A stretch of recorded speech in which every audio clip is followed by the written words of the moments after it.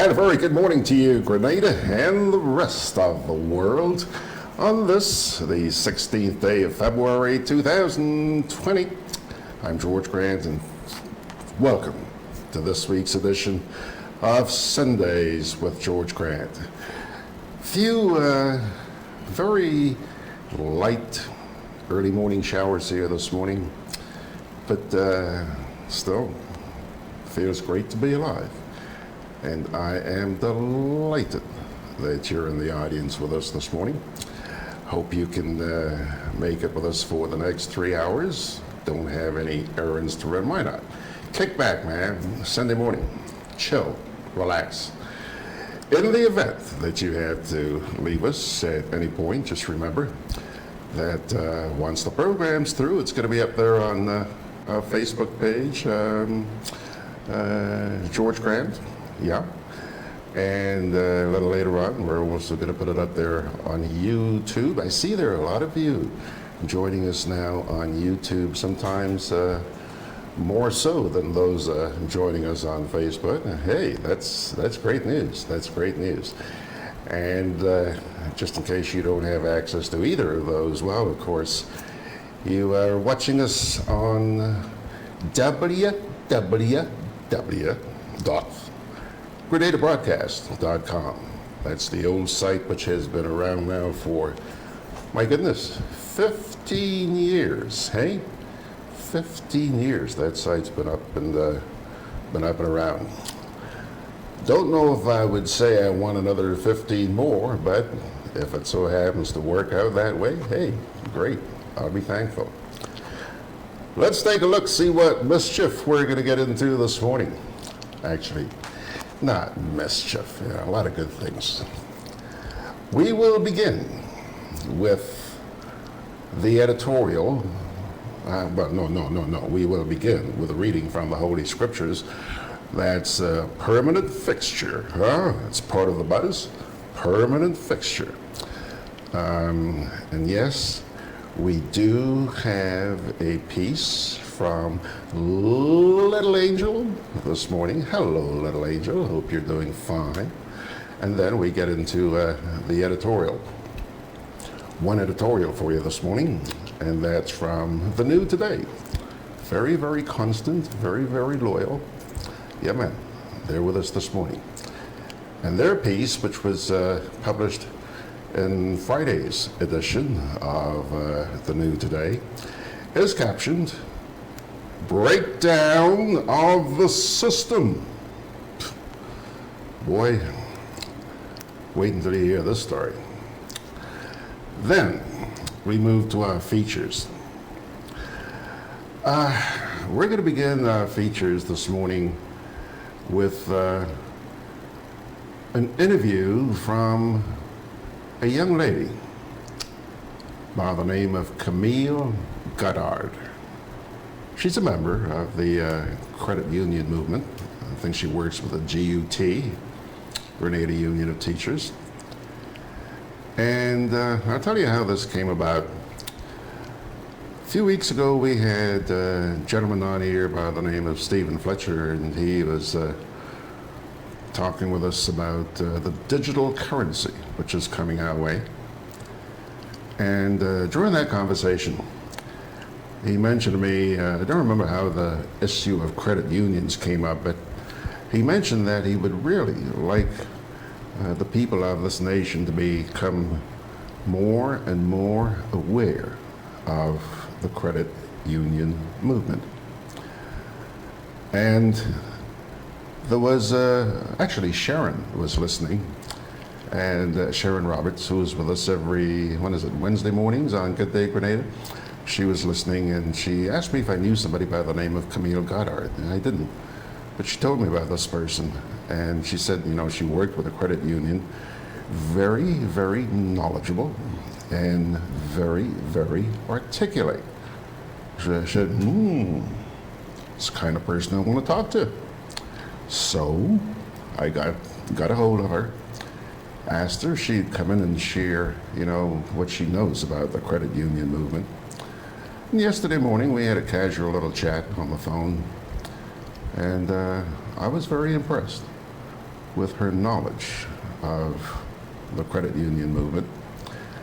And when you look at the site here, what you're seeing this morning, it says here, the caption is, "The credit union movement is growing." And by the way, anybody who's not aware of that, hey, wake up. And it continues by saying, is it the right thing for you? Well, we're going to ask Camille to tell us whether it is. I'm sure she'll have some very good things to say about the movement, but I'm very anxious, especially since she's a younger person, right?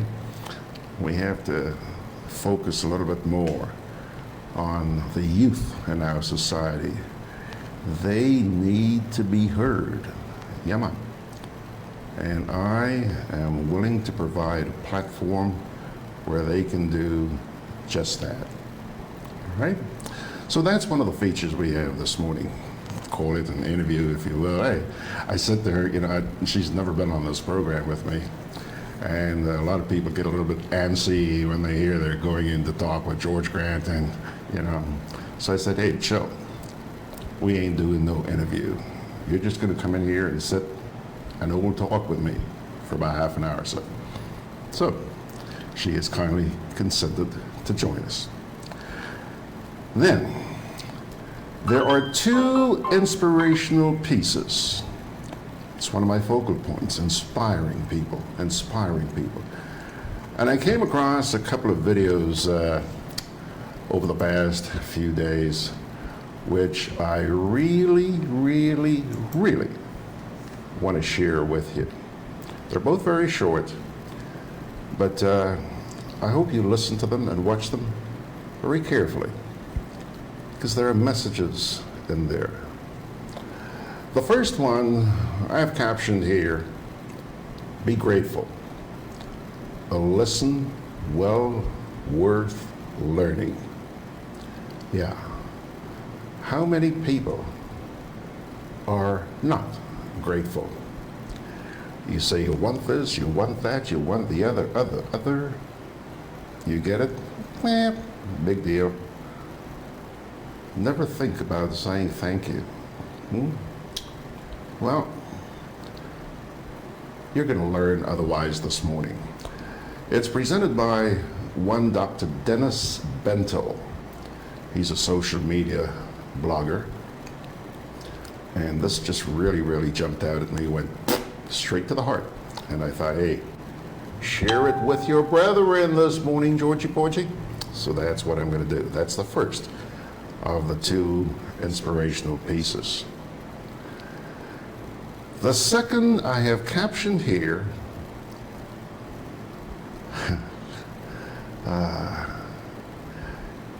your simple action towards another human being could mean a lot. You know, sometimes, maybe subconsciously, you do something for someone, not even thinking about it. You just do it because it seemed like the right thing to do. It's a nice thing to do. You know, folks, sometimes you may never get to know the impact that that good deed has had on the person to whom you've done it. And this little feature you're going to be seeing in just a few minutes tells it all. I hope that this one too goes to your heart. This too is done by a social media blogger. His name is very popular on social media, by the way. His name is Dar Man, DHARMANN. Check that out. I think you will be moved, my dear friends. Check it out. As you continue looking at the rundown there this morning, there's a feature which is titled "The Coronavirus and Other Health Issues." This talk ain't going away for a while. It's going to be around for a while. You know, there's so many mixed up, conflicting stories lot of information out there worth paying attention to, and a lot of garbage as well. Well, this past Tuesday, an entourage from the government held a post-cabinet briefing down at the Botanical Gardens, and they talked about the virus. So the reason why I'm specifying Tuesday is because I want you to know that some of the information that you will be hearing may be dated, like the figures, okay?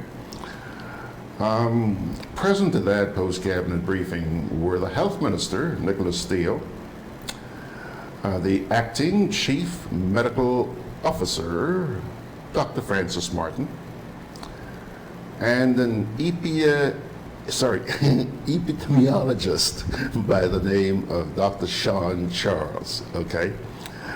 They took on the media, answered a lot of questions, and they didn't just talk about the virus. They talked about a number of other health issues which are pretty prevalent here in Grenada right now. So that's why I thought I'd run that by you this morning. It's not just the virus, okay? All right. Then,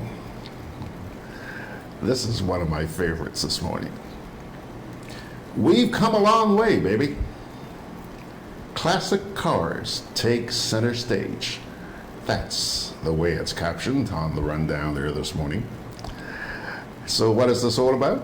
Well, you're going to see what cars were like years and years and years ago. And I think you're going to find it hilarious. You're going to smile just like I am this morning. I guess the older folks in the audience this morning, like, people like John and Kipling Francis and Arthur Langine and a lot of these older folks, and I say that lovingly, fellas, with due respect. I think some of these guys are old enough to remember these automobiles, and I'm sure that they too are going to smile. This piece is provided to us by Car News TV. Really funny stuff. Another feature, a lot of features, and one which really impressed me, and I think that you too will not only be impressed, but feel very proud to be Grenadian. It's the segment which I have captioned here, Grenadian fashion designer, Noel, debuts her new collection at New York Fashion Week. New York Fashion Week is a humongous fashion show which takes place in the Big Apple every week.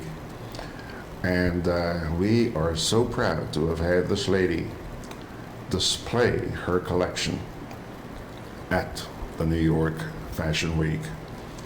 This was sent to me by the Grenada Tourism Authority, and the fashion designer in question is a lady by the name of Felisha Noel.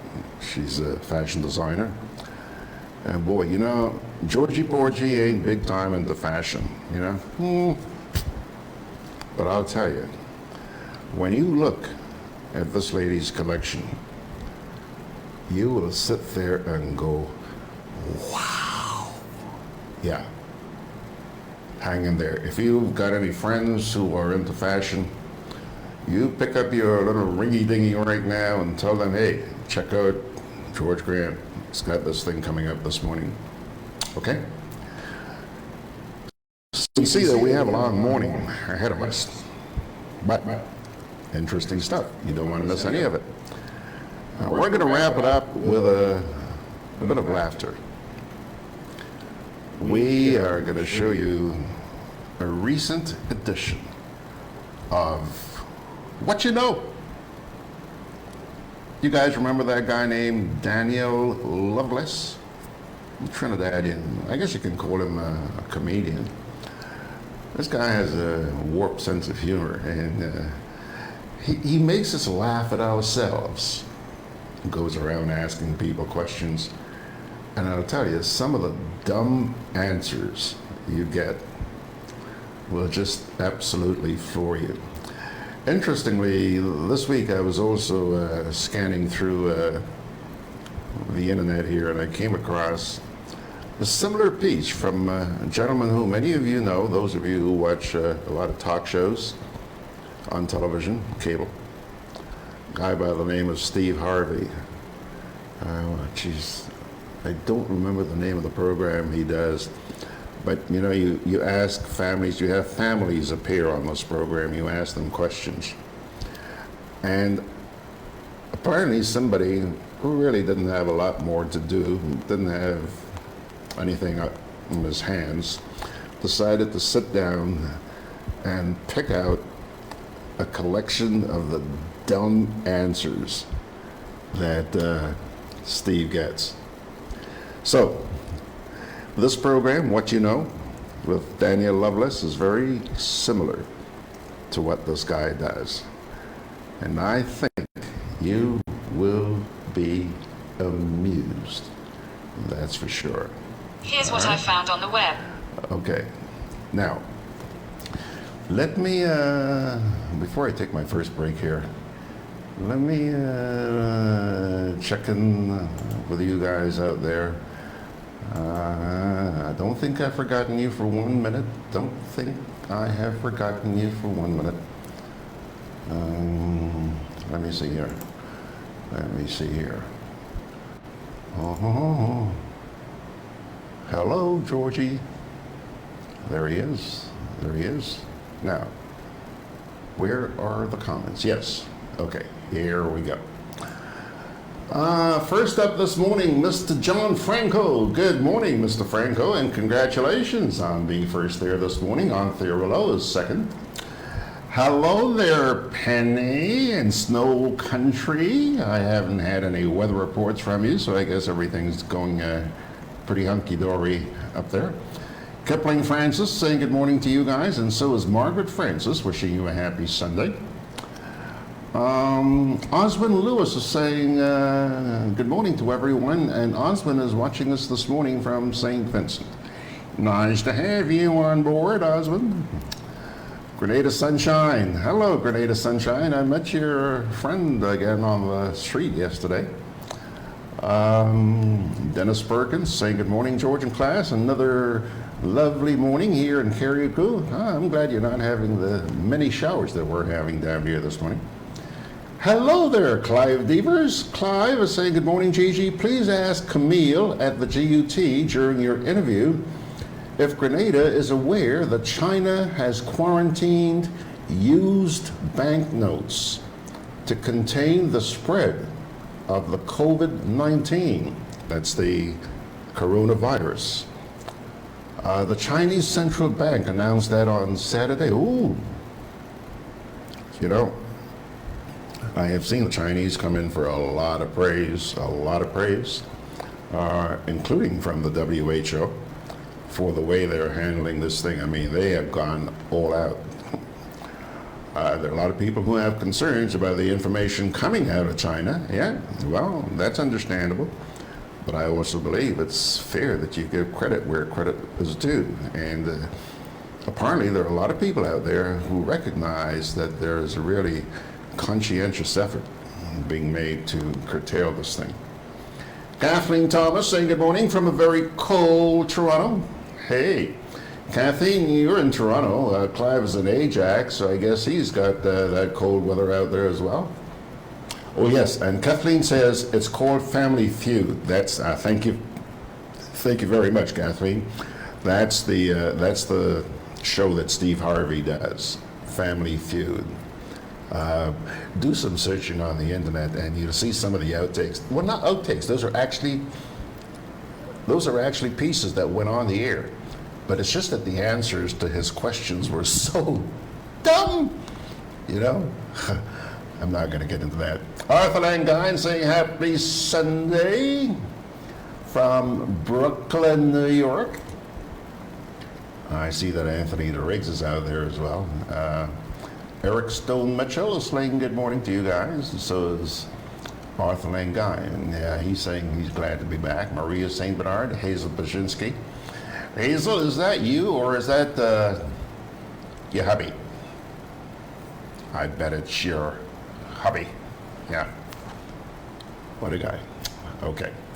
So far, those are the ones of you who have checked in this morning, and we're delighted that you have done so. You're watching Sundays with George Grant, my dear friends. Let's take our first little break here, and we will come back with the buzz.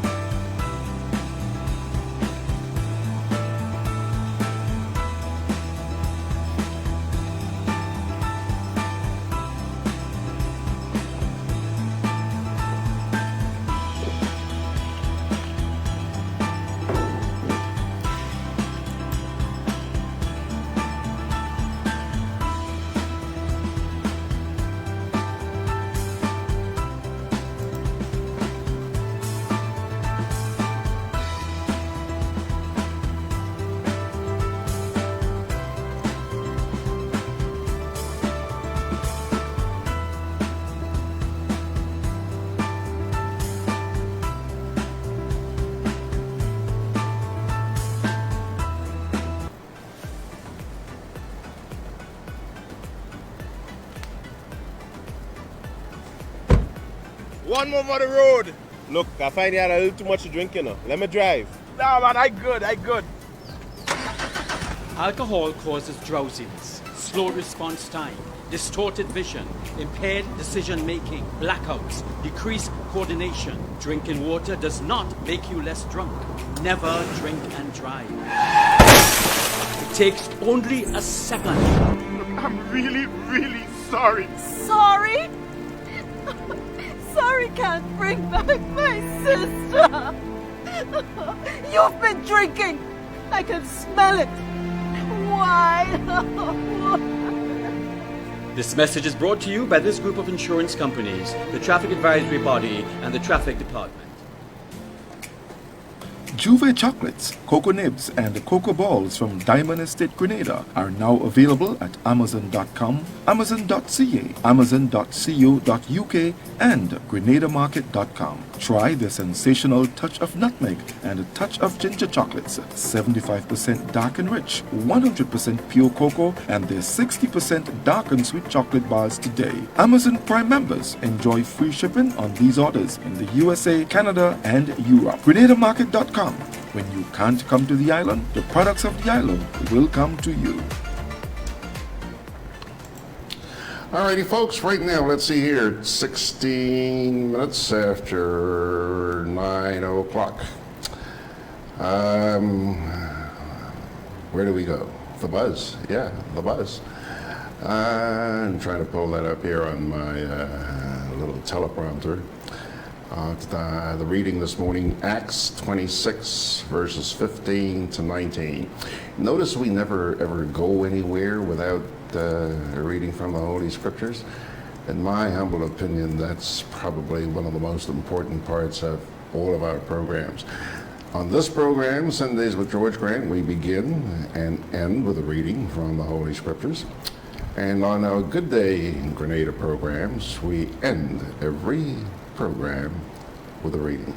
So, opening scripture this morning, Acts chapter 26, verses 15 to 19 says, Then I asked, Who are you, Lord? I am Jesus, whom you are persecuting. The Lord replied, Now get up and stand on your feet. I have appointed you to I have appeared to you to appoint you as a servant and as a witness to what you have seen and will see of me. I will rescue you from your own people and from the Gentiles. I am sending you to them to open their eyes and turn them from darkness to light, and from the power of Satan to God, so that they may receive forgiveness of sins and a place among those who are sanctified by faith in me. Acts 26, verses 15 to 19. All right. We will have another scripture reading for you at the end of this morning's program. Now, my dear friends, there she is, top right-hand corner of your screen, little angel. Her piece this week is captioned, Grand Corruption. And I quote, corruption impacts negatively on the lives of everyone, and those who delight in practicing it should be made to pay. This was an implied message in one of the latest weekly publications by Transparency International. Since 2017, Teodorin Obiang, the son of Africa's longest-serving president, Teodoro Obiang, was found guilty of using state money to fund his lavish lifestyle in Europe. He was described as a serial embezzler and was convicted of a number of laundering charges relating to the embezzled funds, misuse of state assets, and breach of trust. On Monday, February 10th, 2020, a Paris court decided to confiscate as much as 150 million euros in the form of assets and fined Mr. Teodorin Obiang another 30 million for using public money to fund a jet-set lifestyle. According to William Bourdon, the lawyer involved in the case, this is another step in a legal marathon and a strong signal to those in Africa and elsewhere who are of the opinion that impunity is a means to prey on public funds. Even though Equatorial Guinea is a large producer of oil, more than half of its 1.2 million population live below the poverty line. Teodorin's father ruled the oil-rich country for 40 years. Instead of using state funds to provide necessary infrastructure and essential public services such as roads, hospitals, and schools, corrupted officials and leaders such as Obiang fund their assets and expensive lifestyles abroad.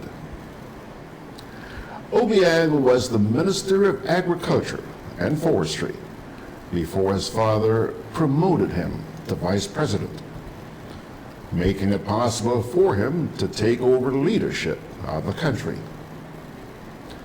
He owns a 6-storied, 107 million euro mansion, complete with a disco and gold-plated taps in an upscale location in Paris. In September of 2019, Switzerland auctioned off a collection of luxury cars seized from Obiang by the authorities. The United Nations Convention Against Corruption, Article 57, Section 3C, provides for the return of property to populations who are entitled and have been unjustly deprived of it. Transparency International in France proposed to enable the return of money resulting from grand corruption to populations of the countries of origin who are the victims of a crime, who pay the highest price and suffer the most loss as a result of the illicit enrichment of their rulers.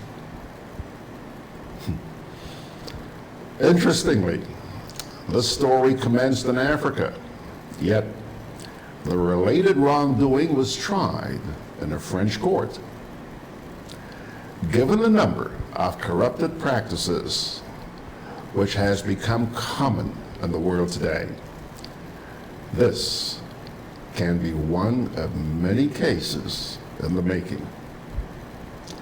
Corruption is very prominent and should not be accepted as the norm. Those who find it attractive and enjoy the unfair benefits should be made to pay, if not now, later. And populations who are the legitimate owners of state funds should be made to benefit. Signed, Little Angel. As always, Little Angel, thank you. See, you've been doing your homework. Thanks for sharing with us on Sunday mornings. Okay, let me get back here for just a wee bit now. Let me get back here. Get back here, get back here. Okay, we've been joined by Maria St. Bernard. Shawn, hello there, Shawn. Good to see you, fella. Nice talking to you a couple of days ago.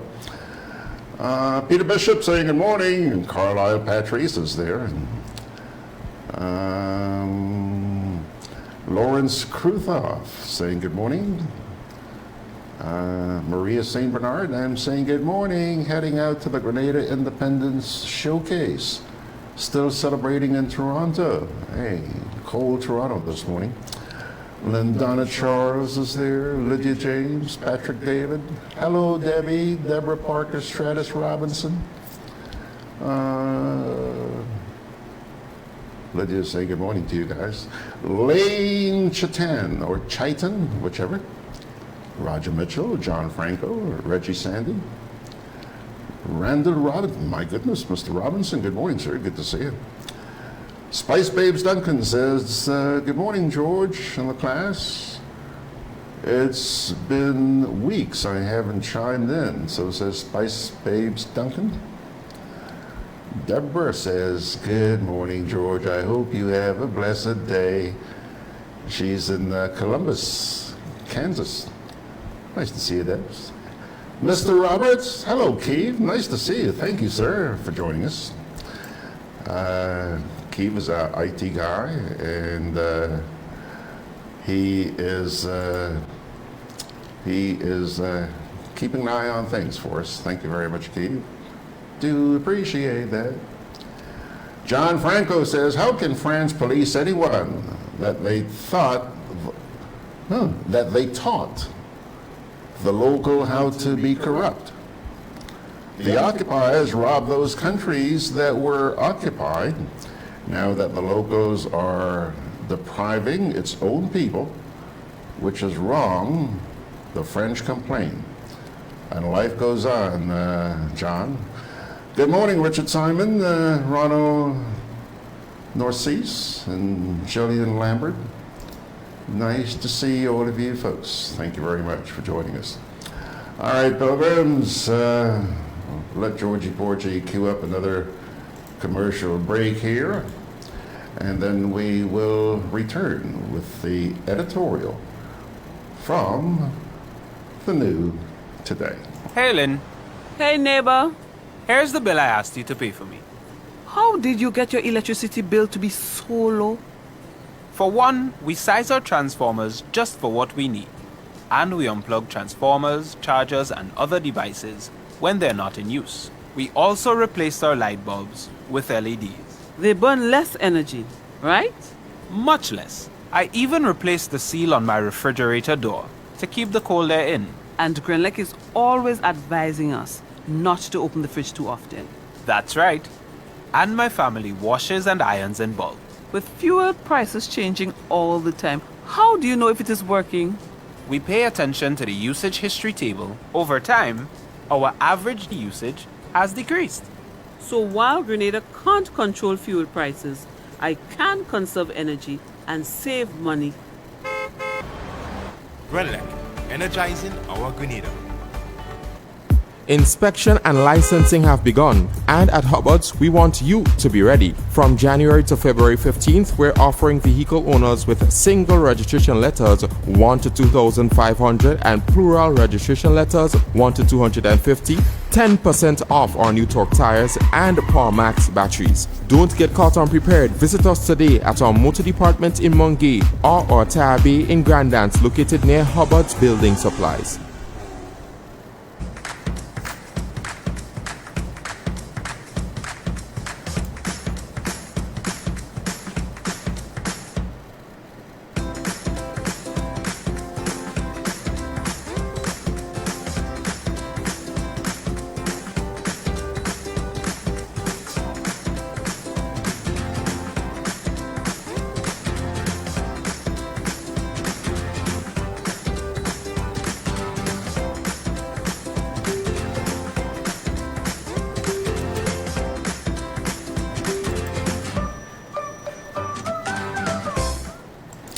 Well, my dear friends, time now to move to only editorial this morning, and this comes to you from none other than the New Today.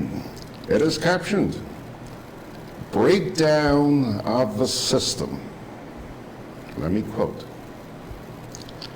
The Cletus St. Paul issue is a classic case of a political directorate undermining state institutions in the country.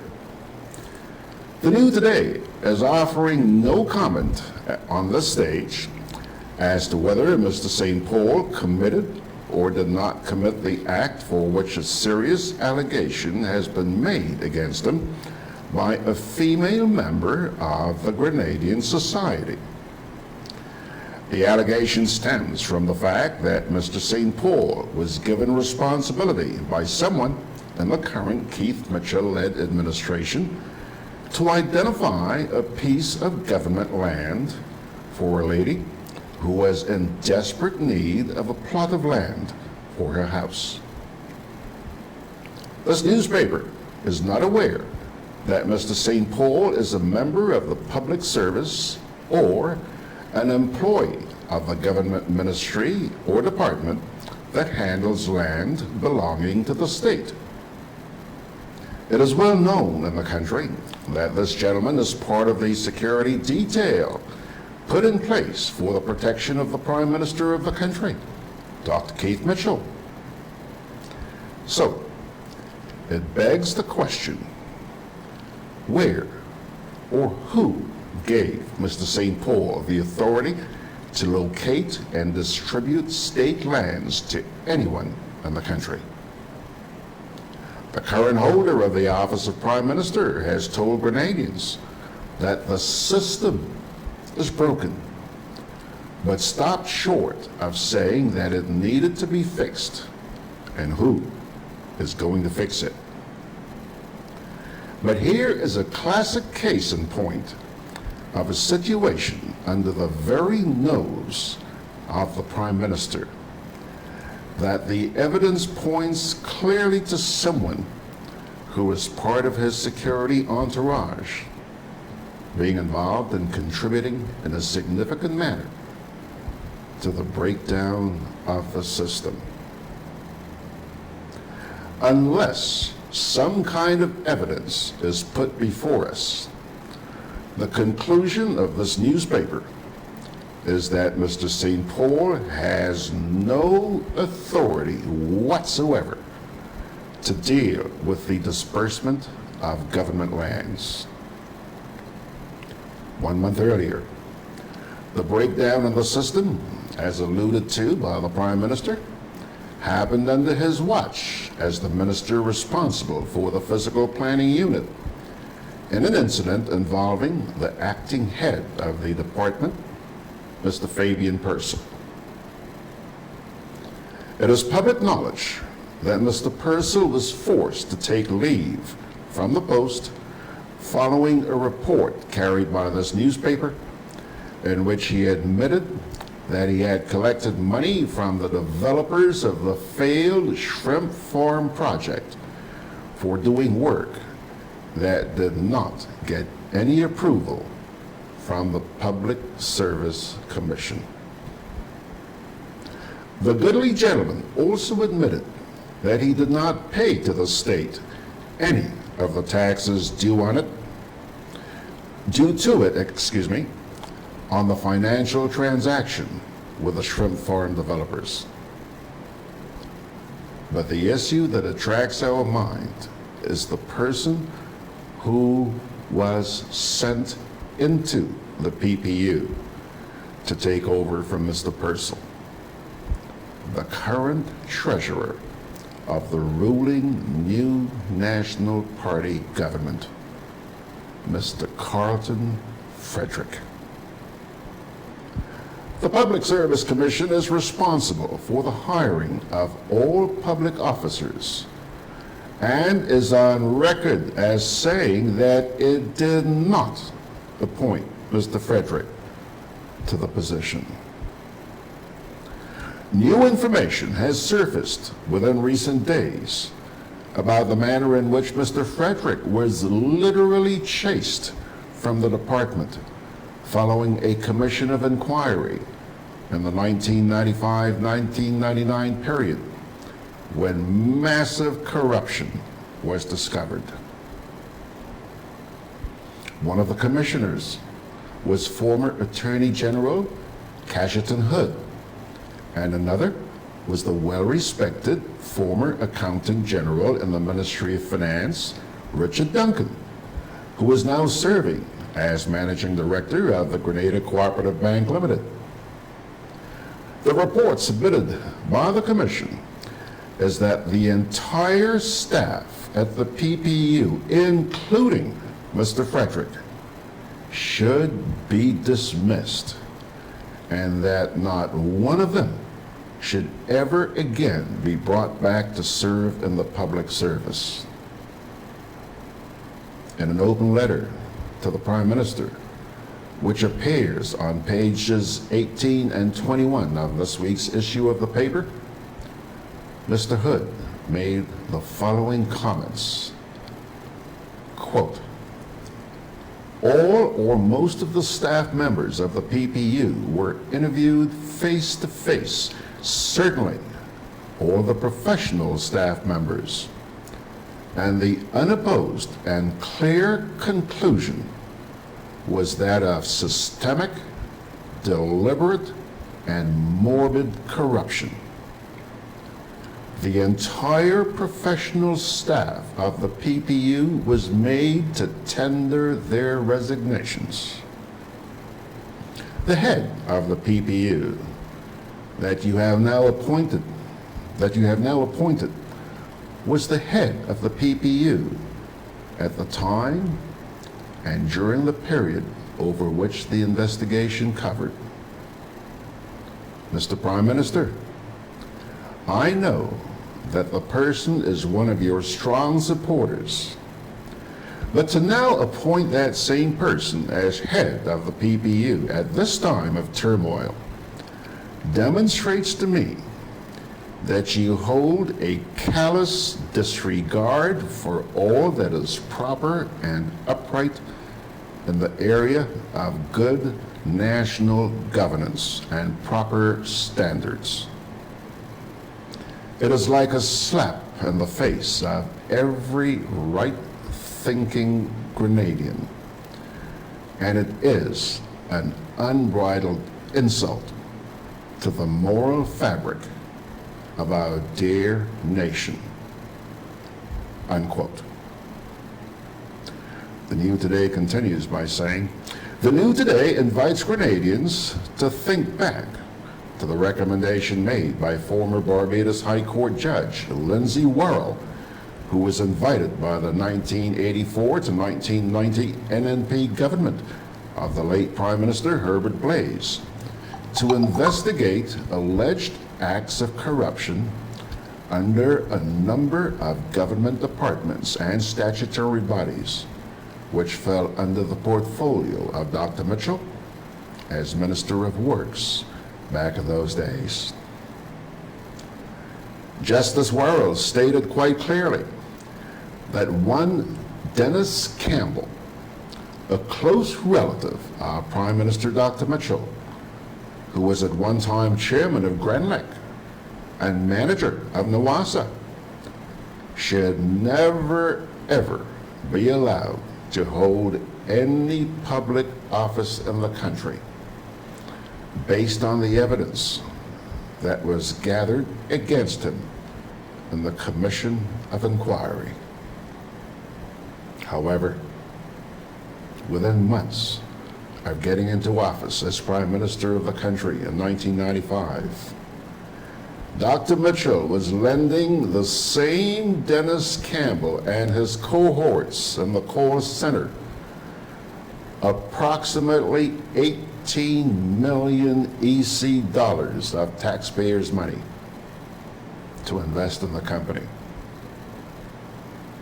And what is sad is that despite assurances given to Parliament by Prime Minister Mitchell that the money would be paid back, the Treasury is still to receive a penny from Dennis Campbell and Company.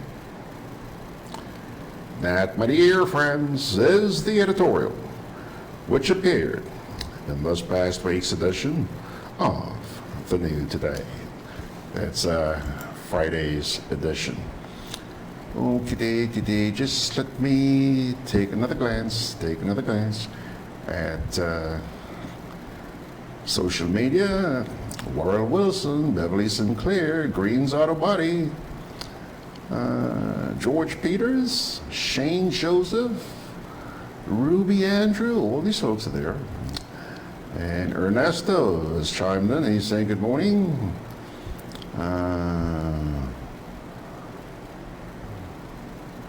He's asking, why doesn't Dr. Martin appear on this program yet? Well, Dr. Martin was invited. Dr. Martin agreed. Dr. Martin backed out. Enough said.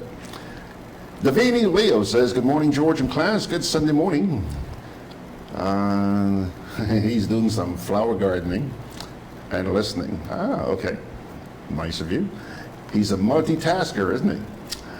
All right, pilgrims. Now, I was expecting Camille to be here by now. I have not yet seen or heard from her, but I do hope that she shows up momentarily. If not, we're just going to go ahead with some of the stuff that we wanted to share with you this morning, and we will subsequently get back to her when she does arrive. Conveniently located in the Grenadian Shopping Center, for over 40 years, Food Fair has provided quality service at affordable prices. Now, grocery shopping is made easier and more convenient from the Food Fair web store. Hey, babe. Listen, I need you to go down to Food Fair to get some groceries. All right, no problem. Right away. Thanks, babe. What are you doing? You're supposed to be going Food Fair to get a grocery, man. I am, but didn't you know you can order your groceries online from the Food Fair web store? Are you serious? Of course. All you have to do is just to log on to www.foodfair.gd with credit card in hand, and with an order of $100 or more, Food Fair Grenadians will deliver up to 3 miles away. And you don't even have to worry about your information, you know. Their safety measures are excellent. So hold on. You just order online and Food Fair will deliver to you? Yep. Oh, baby, better hurry up and order, man. I already did. They should be here any minute now. Enjoy easy online shopping anytime from your home or office from the Food Fair web store. Food Fair, where you can fill your baskets without emptying your pockets. Together with you, our customers, we energize our community. Together with you, we energize our economy. We are working together to give our nation a better tomorrow. With you, we energize our future. Together, we energize our nation. Thank you for partnering with us as we energize our Speyside. Renlec, energizing our Grenada. I'm always on the move. Training, traveling, competing. So it's good to know I have Core Bank in the palm of my hand. Introducing e-banking, one of many customer convenience services from Grenada Cooperative Bank. And there's more to come. It's swift, simple, and secure.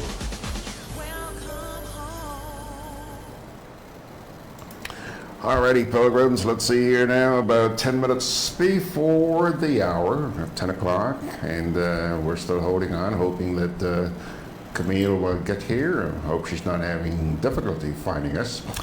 Anyhow, actually, I do hear the door opening. Might be her making her grand entrance.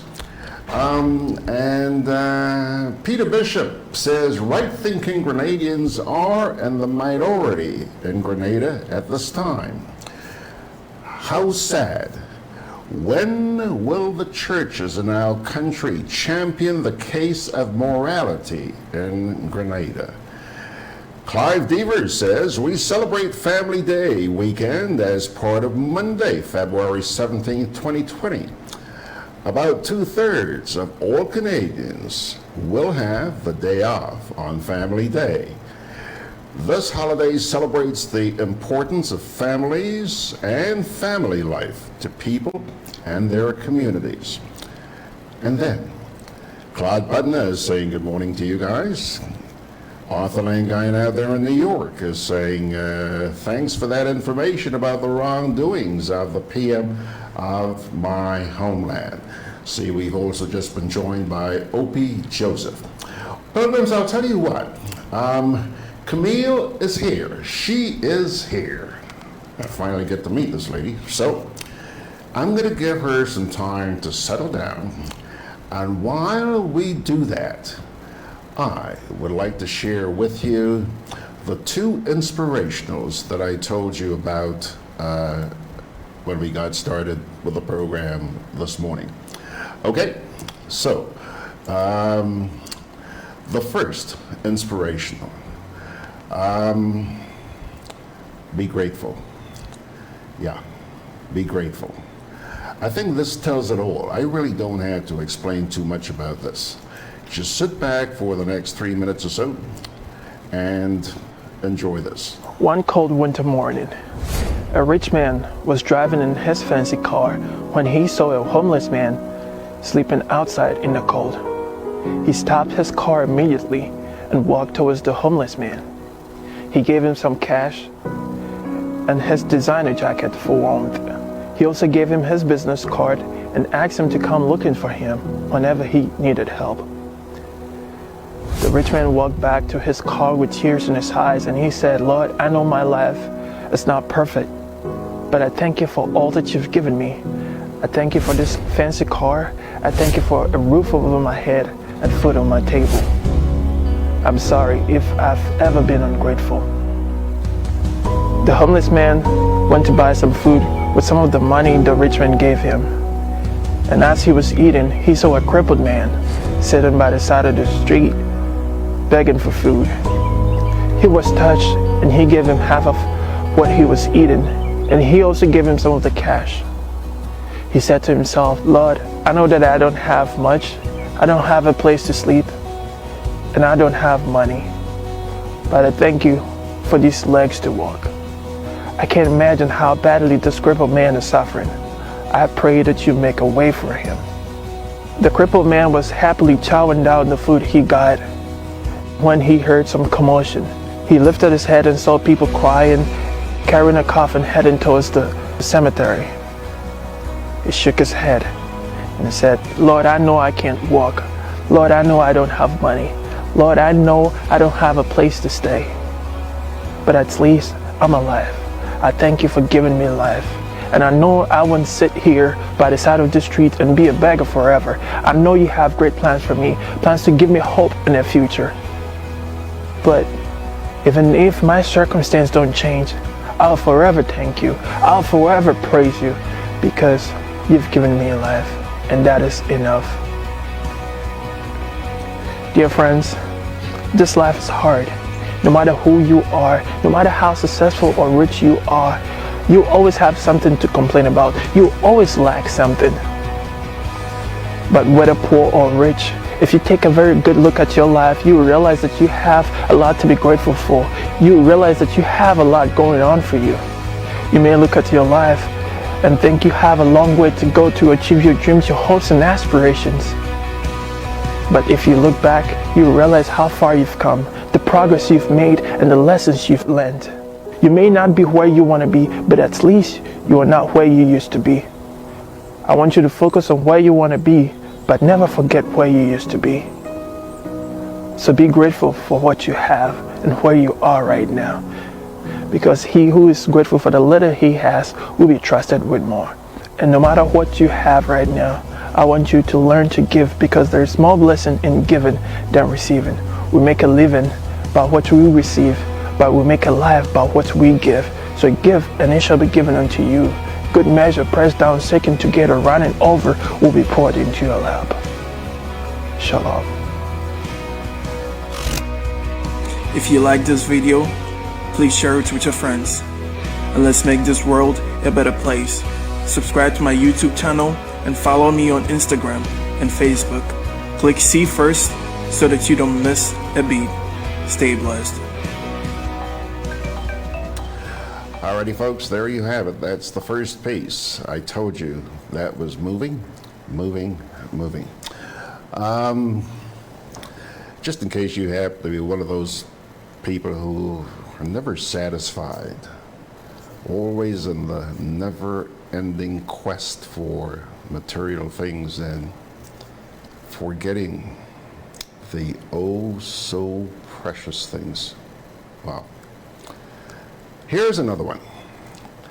This is a rather moving movie, which I hope will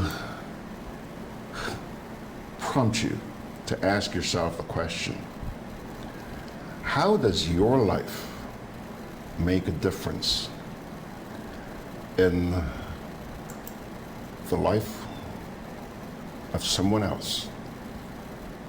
This is just about an act of kindness. Check it out. Next.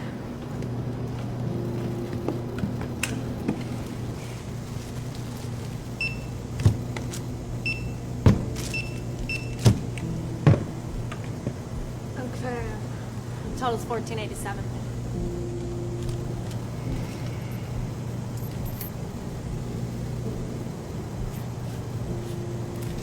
This is $6.12. I said $14.87.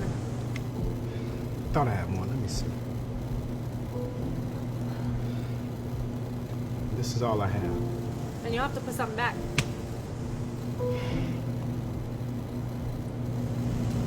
You can take the nail out. Look, could you hurry up, please? I don't have all day, buddy. I'm really sorry. Daddy, is something wrong? No, sweetie, everything's okay. Total's now $12.86. You still don't have enough. Listen, you can take the cake out. Daddy, no! It's for Grandpa's birthday. He's been really sad. Please.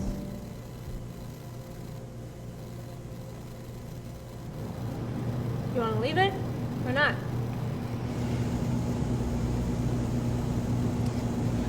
You can take it. Sorry, sir. Total now $6.04. Next. Finally. Some people are just the worst. I know, right?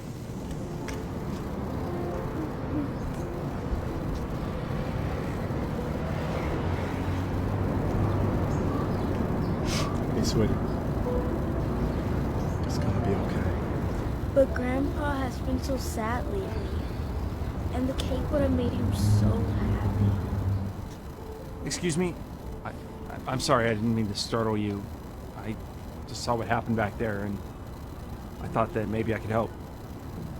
So please, take this.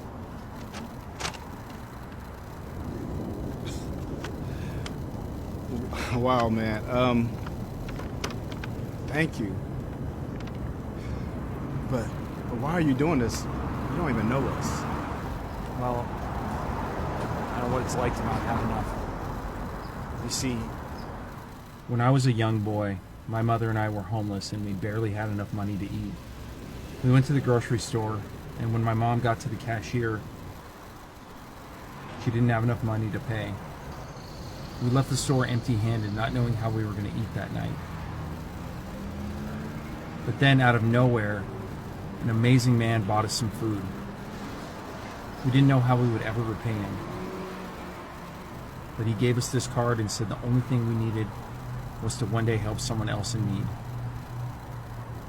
So you see, I'll never forget that kind man. He thought he was just giving me food, but he gave me so much more than that. A life lesson I'll never forget.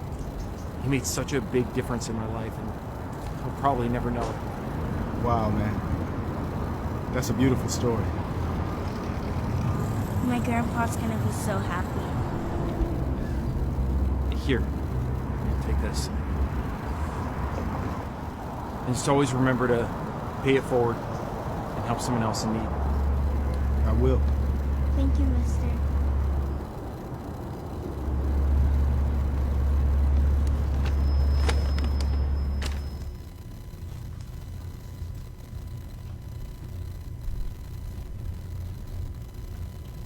Hey, Dad. We got something for you. Happy birthday to you. Happy birthday to you. Happy birthday, dear Dad. Happy birthday to you. This is lovely. My favorite cake.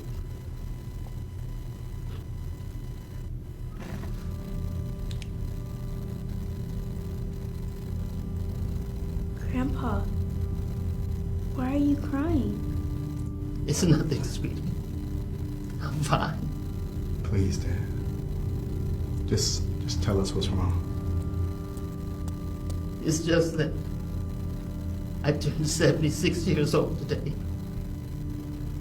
And lately, I can't help but wonder, has my life had any purpose? Have I made any difference in this world? Please, Dad, don't talk like that. It's like, today is your birthday, and we want to celebrate that. Okay.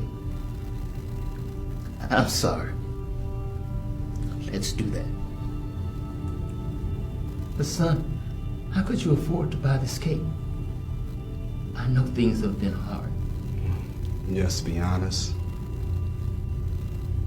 I didn't have any money, but there was this man who, he bought everything for us. And the only thing he asked us to do in return was to do it for someone else in the future.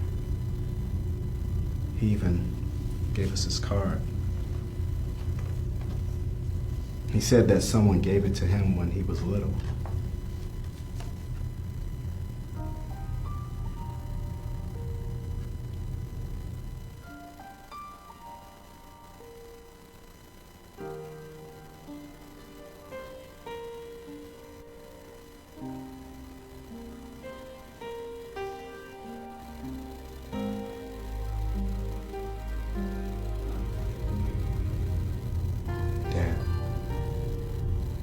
Is everything okay? Oh, it's not. I just realized that my life did make a difference. Now, who wants the first piece? Me. No, me. Excuse me. Dad, I'm your child. I'm your Only way you have a granddaughter. grandchild is because of me. Hey, Darman fam, I hope you loved that message about how the kindness you put out into the world always finds a way of coming back to you. I appreciate you watching, and remember, we're not just telling stories, we're changing lives. And when you share my videos, you're helping to change lives too. Thanks for watching, and I'll see you in the next video.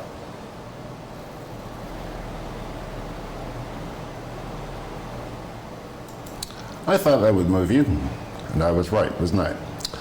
Alrighty, folks, I'll tell you what, time's now moved on to 5 minutes after the hour, and I just want you to take a quick peek so that you know she's here. Take a look. See, there she is. Look at that smile. Look at that smile. We're meeting for the first time this morning, and I'm really, really looking forward to having a chat with this young lady. But right now, we'll take a break, and we'll be back. Grenada, 1795. One man with a sense of destiny. Tonight we stand our ground. Tonight we stand on the side of history. 14,000 slaves with a dream and a promise. Julian Fedon, a Heritage Theatre production, written and directed by Chris DeRiggs, 28th and 29th March, 4th and 5th April at the Trade Center. People was not made to live like this. It's like we have a cause. Julian Fedon, an action-packed historical drama. I see blood falling from the sky, falling up that mountain river, flowing from Belvedere Hills. I see blood. 4 big nights of theater, the play the nation has been waiting to see, with Sam Ogilvy, Lisa Grappy James, Robert White, Dale Devine, and other top-of-the-line acting talents. Opening Saturday, 28th March. Get your tickets now. Juve chocolates, cocoa nibs, and cocoa balls from Diamond Estate Grenada are now available at Amazon.com, Amazon.ca, Amazon.co.uk, and GrenadaMarket.com. Try the sensational touch of nutmeg and a touch of ginger chocolates, 75% dark and rich, 100% pure cocoa, and their 60% dark and sweet chocolate bars today. Amazon Prime members enjoy free shipping on these orders in the USA, Canada, and Europe. GrenadaMarket.com. When you can't come to the island, the products of the island will come to you.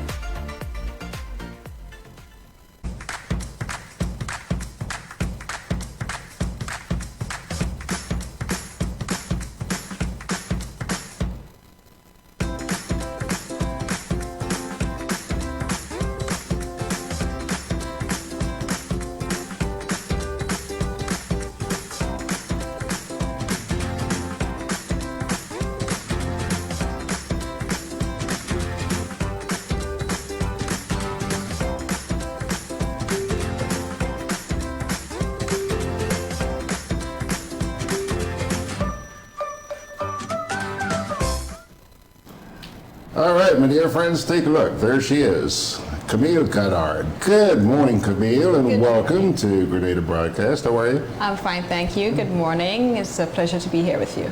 It's a pleasure for me. First time, eh? Yes. We haven't met before, have we? I don't think so. Yeah, I don't think so. Okay.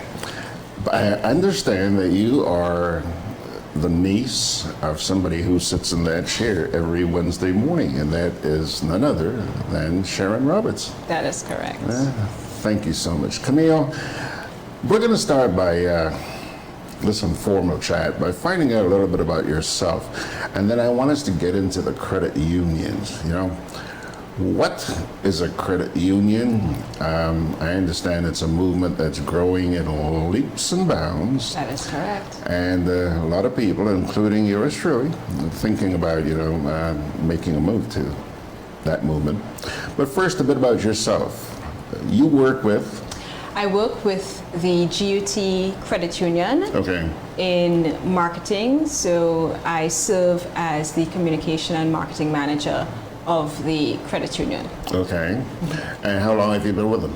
I've been with the GUT Credit Union in this current position since 2014.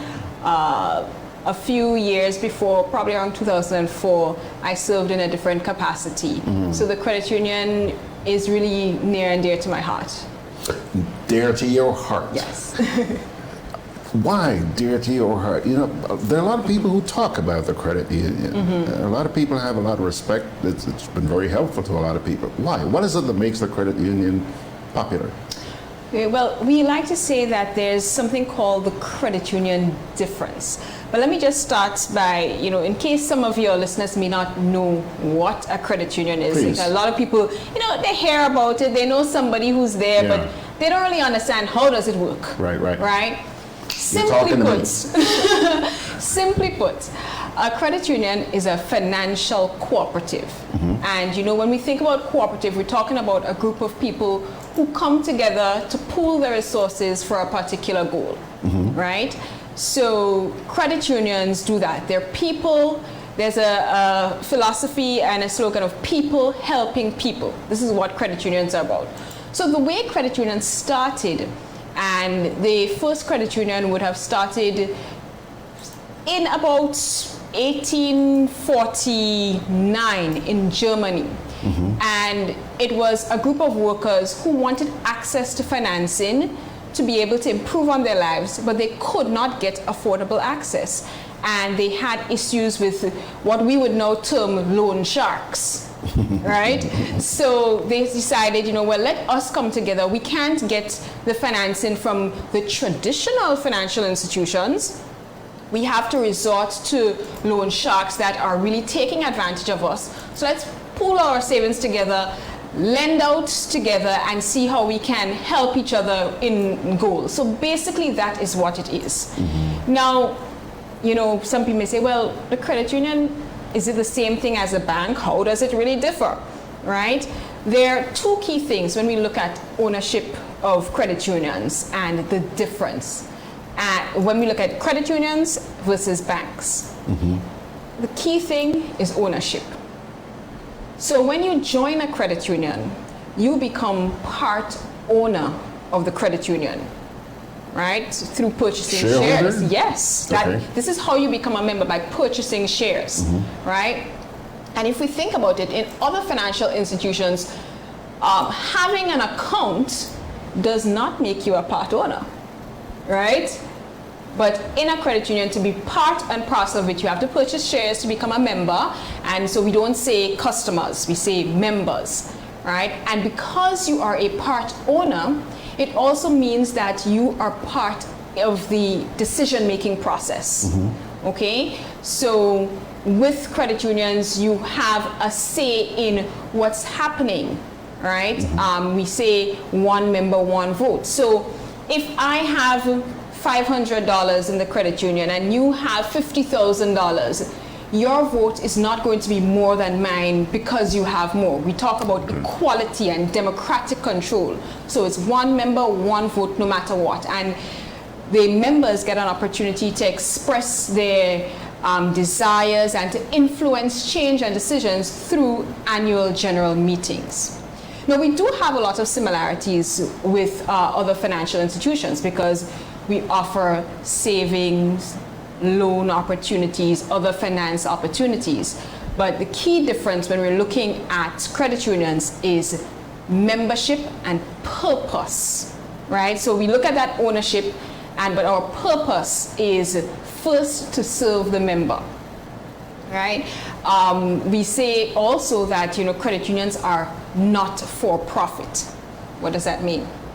Not for profit doesn't mean that we do not make surplus, but our main aim in making decisions is to serve the members. So the key guideline in making any decision in a credit union is how does it help our member, not how can we make the most of it to rake in profits, right? So the key, it's a philosophical difference that really, translate into actions and what we do as an organization. Yet, there's still something standing in the way, or standing between the credit unions and the banks, because there are apparently services which the banks offer that the credit unions are not yet offering. I say not yet offering because I imagine that they're moving in that direction. Locally, yes. There are certain areas or certain services that credit unions locally do not have. So, for instance, checking, that really is done through ECCB clearinghouse, etc. Locally, credit unions do not have that. And I have to say locally because when we look at the regional and international scene, we see that there are credit unions that are much bigger than banks and do have a wider range of services. However, right, we look at the key services, key financial services, and credit unions in Grenada have been expanding the width and the scope of services offered to Grenadians here and abroad. You know, I don't know if you may know, but when we look at the combined assets of credit unions in Grenada, we are on the cusp of being a $1 billion institution. When we look at them together, we have assets of over $800 million, right? So credit unions are a force to reckon with. We have the key services of that any person may be looking for, savings, loans, easy access to financing. But what is also critical is education. Hold on a minute. Before you get into the education, and I do want you to get into that, you mentioned a little while ago you do not have checking. So if I wanted to pay you for that shirt that you're wearing, I could not write you a check. Well, we do not offer checkbooks per se, but if you want to have transactions and deposit checks, that is something that is fully facilitated. Or if you wanted to pay someone via a check from your account at the credit union, that can be facilitated. But we do not produce checkbooks per se. Yes. You have ATMs? We do. Now, as an indigenous organization, we have actually partnered with, and this will be very interesting, with our own indigenous bank, Co-op Bank, right, to create Connex. I'm sure in driving you would have seen the Connex sign. Sure. So the Connex sign, the Connex brand, I should say, really is owned jointly by Co-op Bank and a few credit unions. And this is really key, you know, because we say we have to compete where we must, but collaborate where we can. And this is one way of us collaborating as locally homegrown institutions, right? And so you will see that we have come together to offer ATMs. I think we have more ATM networks in the Tri-Island state than any other financial institution. Oh, really? You go any parish, you go to Carriacou, you will find a Connex ATM. So some of the ATMs are owned by the different credit unions, are owned by the bank, but they're all under the Connex brand, because we realize that one of the key things to offer our members is that immediate, secure access to financing. And we're seeing different ways to work together, because as local organizations, we want to ensure that everything stays within our community and we're able to give back, right? We see, when we look at other financial institutions, ownership is outside of Grenada.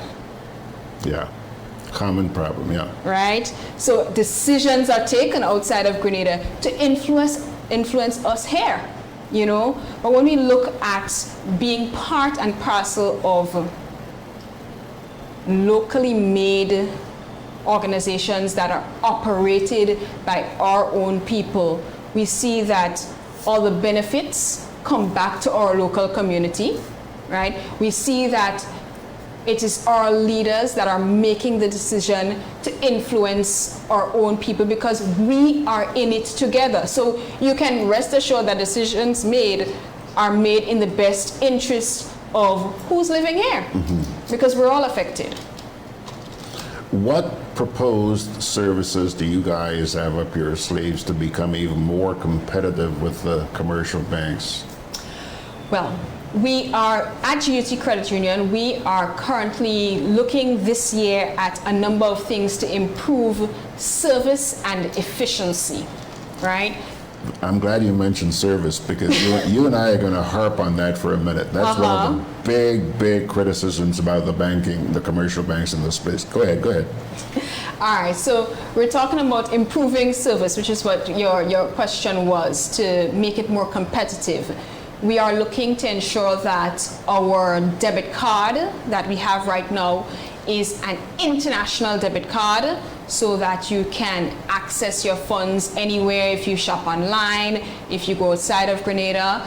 We are looking at online banking. So all of the things that previously were a luxury probably 10 years ago, but it really is a necessity now in modern financial transactions. So we're looking to do those upgrades. We are looking to have a new home. Some people may not be aware that currently our headquarters at GOT Credit Union is at the corner of Grenville Street and St. John Street. Recently, we have acquired what people may be familiar with as the old RBTT building at the corner of Cross and Halifax Street. And so in an effort to provide greater convenience and access to members, we're looking to make that our new home. Camille, you mentioned service and my ears went, okay. Camille, one of the biggest criticisms of commercial banks is the level of service they provide to a customer who walks in off the street to do a transaction. You may have to stand in line for an hour if you're lucky, okay? One of the banks, I can talk for two banks downtown. They have 8 wickets. There's a lineup out of their door. And you're lucky if you get 3 customer servicers manning those wickets. More often than not, 2. Which frustrates people. If I walked into a credit union, would I have to wait that long? Now, to be very direct, you may, in some instances, it really depends on the time of month. So we see that when people get paid, a lot of people will have to come in. They like coming in to do transactions themselves, right? But what you can expect, and I can speak for GOT Credit Union, is that all of our tellers or member service reps, as we call them, are focused on efficiency, and we operate on, especially at peak periods. And when I say peak periods, end of month time, or usually probably before holidays and events like that, we will have all our service persons available and working the counters. Now that really, when we look at lines at financial institutions, one of the things that tells us really is that people may not be aware of an easier way to complete their transactions, right? It may also tell us that people do not feel comfortable with the other options. Because, for instance, at an ATM or at our ATMs, it's not just for withdrawing money, but if you want to do your deposits, if you want to do certain transfers, that can be done as well. So when someone is coming and standing up in a line simply to withdraw funds, it is our responsibility to tell them, do you know there's an easier, quicker way to get this done? So you don't have to wait 20 minutes. You access the ATM within 2 minutes, you're done, right? And it is our responsibility, and I go back to that point of education, to let people know that this option of using the ATM is secure, is safe, and it is available.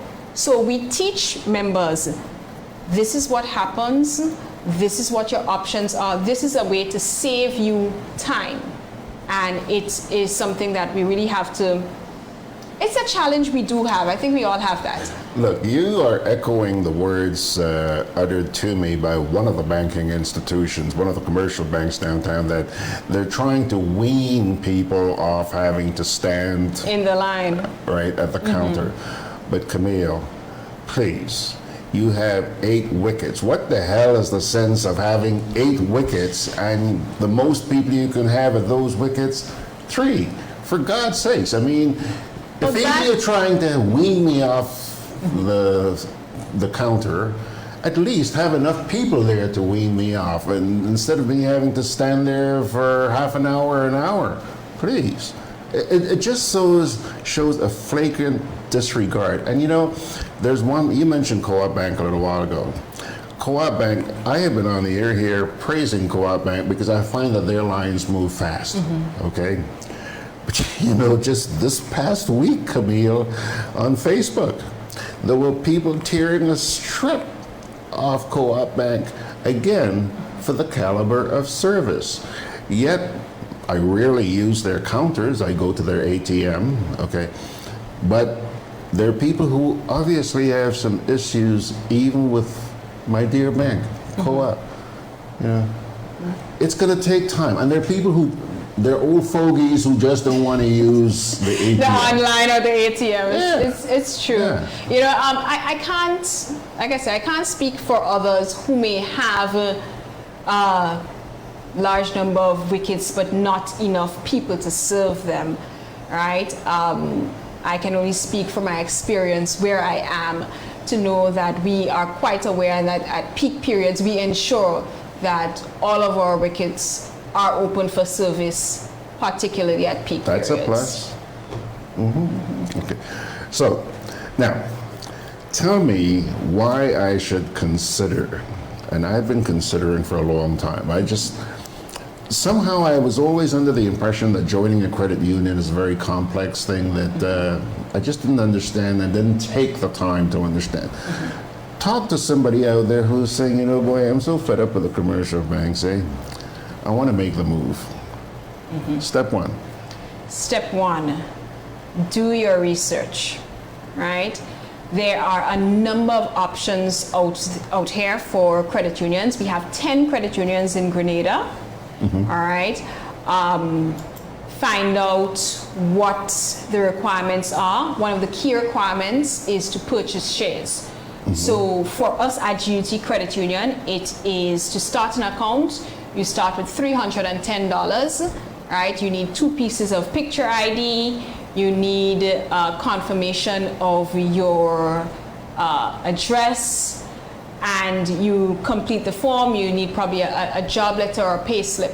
Now, one of the things, historically, when credit unions were started, they were started with what we term in the industry common bonds, meaning that to join a credit union, you had to have some commonality with the other members, be it your industry where you're working. So that's why you would find historically you would have public servants, or in our case originally teachers, right? You also have cases where they are geographical. So you'll find credit unions in different communities. So you have Hermitage Credit Union, River Sally Credit Union, based on that area. Okay. But now we find that many credit unions have opened this common bond.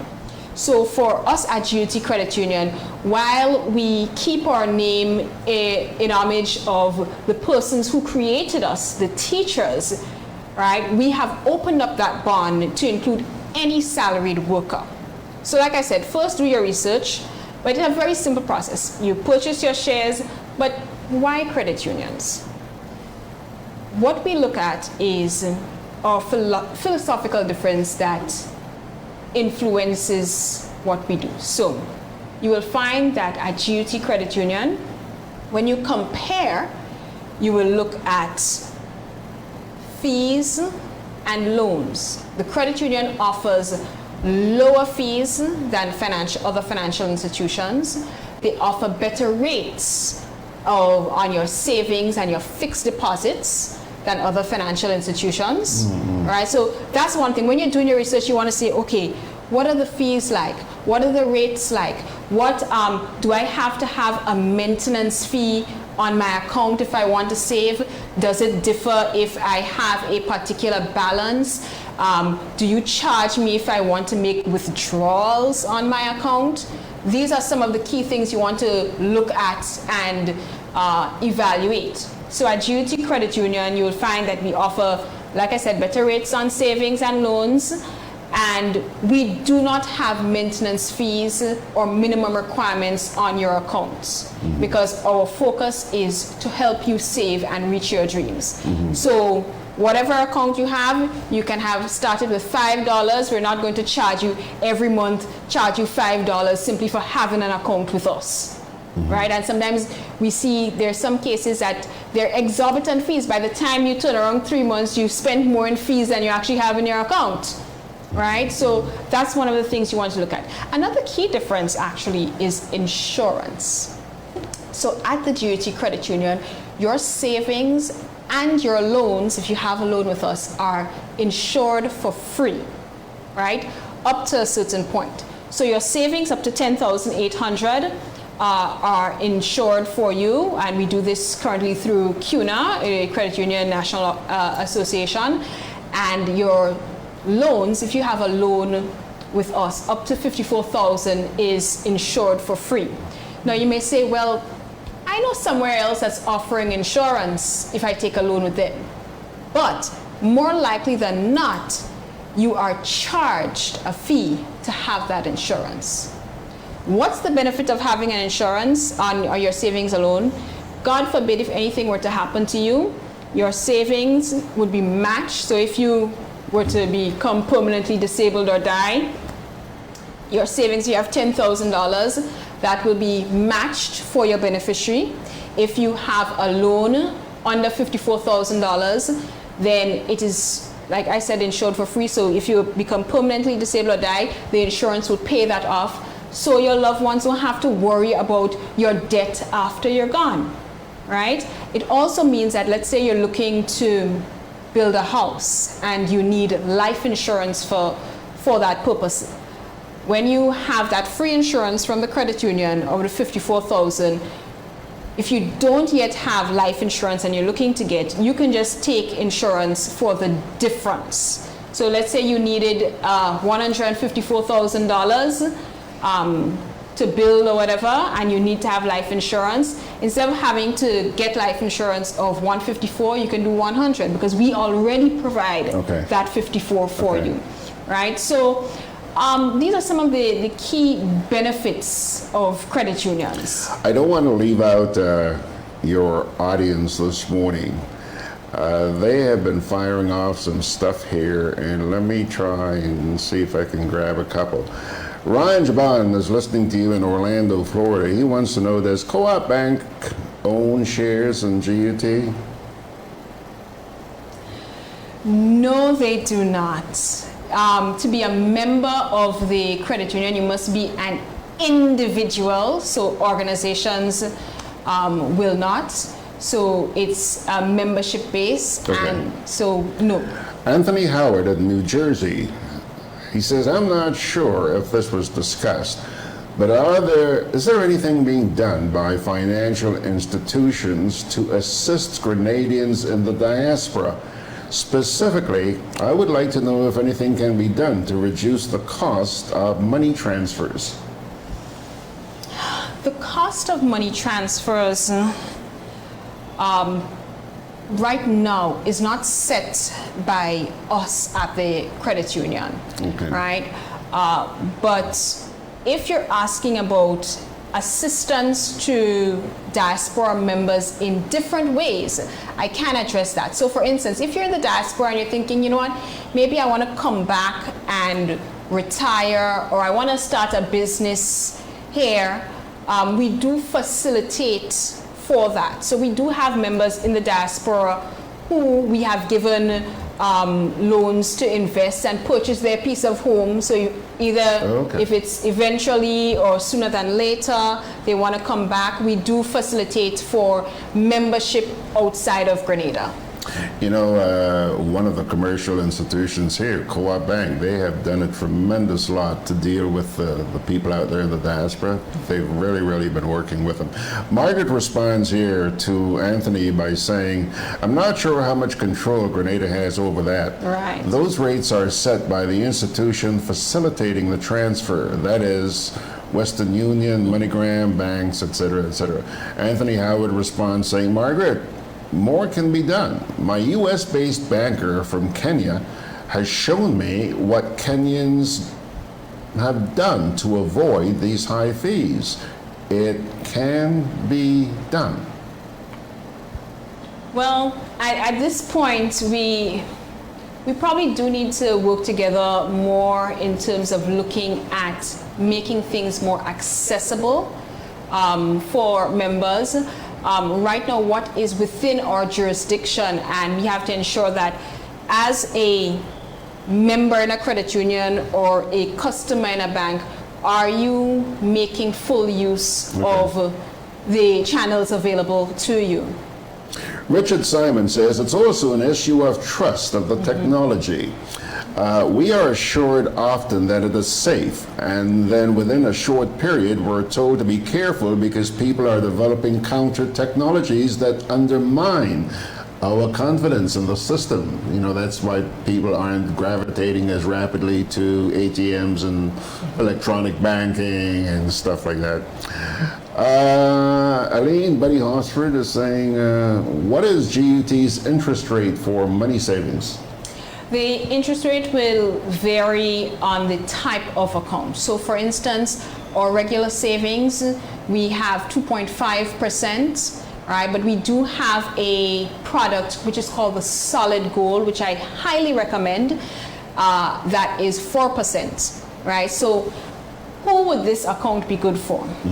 If you are thinking of investing in yourself in the medium to long term, let's say you probably want to go to school or you want to send your children to school eventually, or let's take a situation right now. One of the key concerns with Grenadian workers is retirement, right? And so we hear about this all the time. How much we're gonna get, what percentage, what's happening, NIS is taking more, all these sorts of things. But then we have to ask ourselves, while we have to have certain institutions look out and lobby for us, what am I doing as an individual to prepare for my retirement?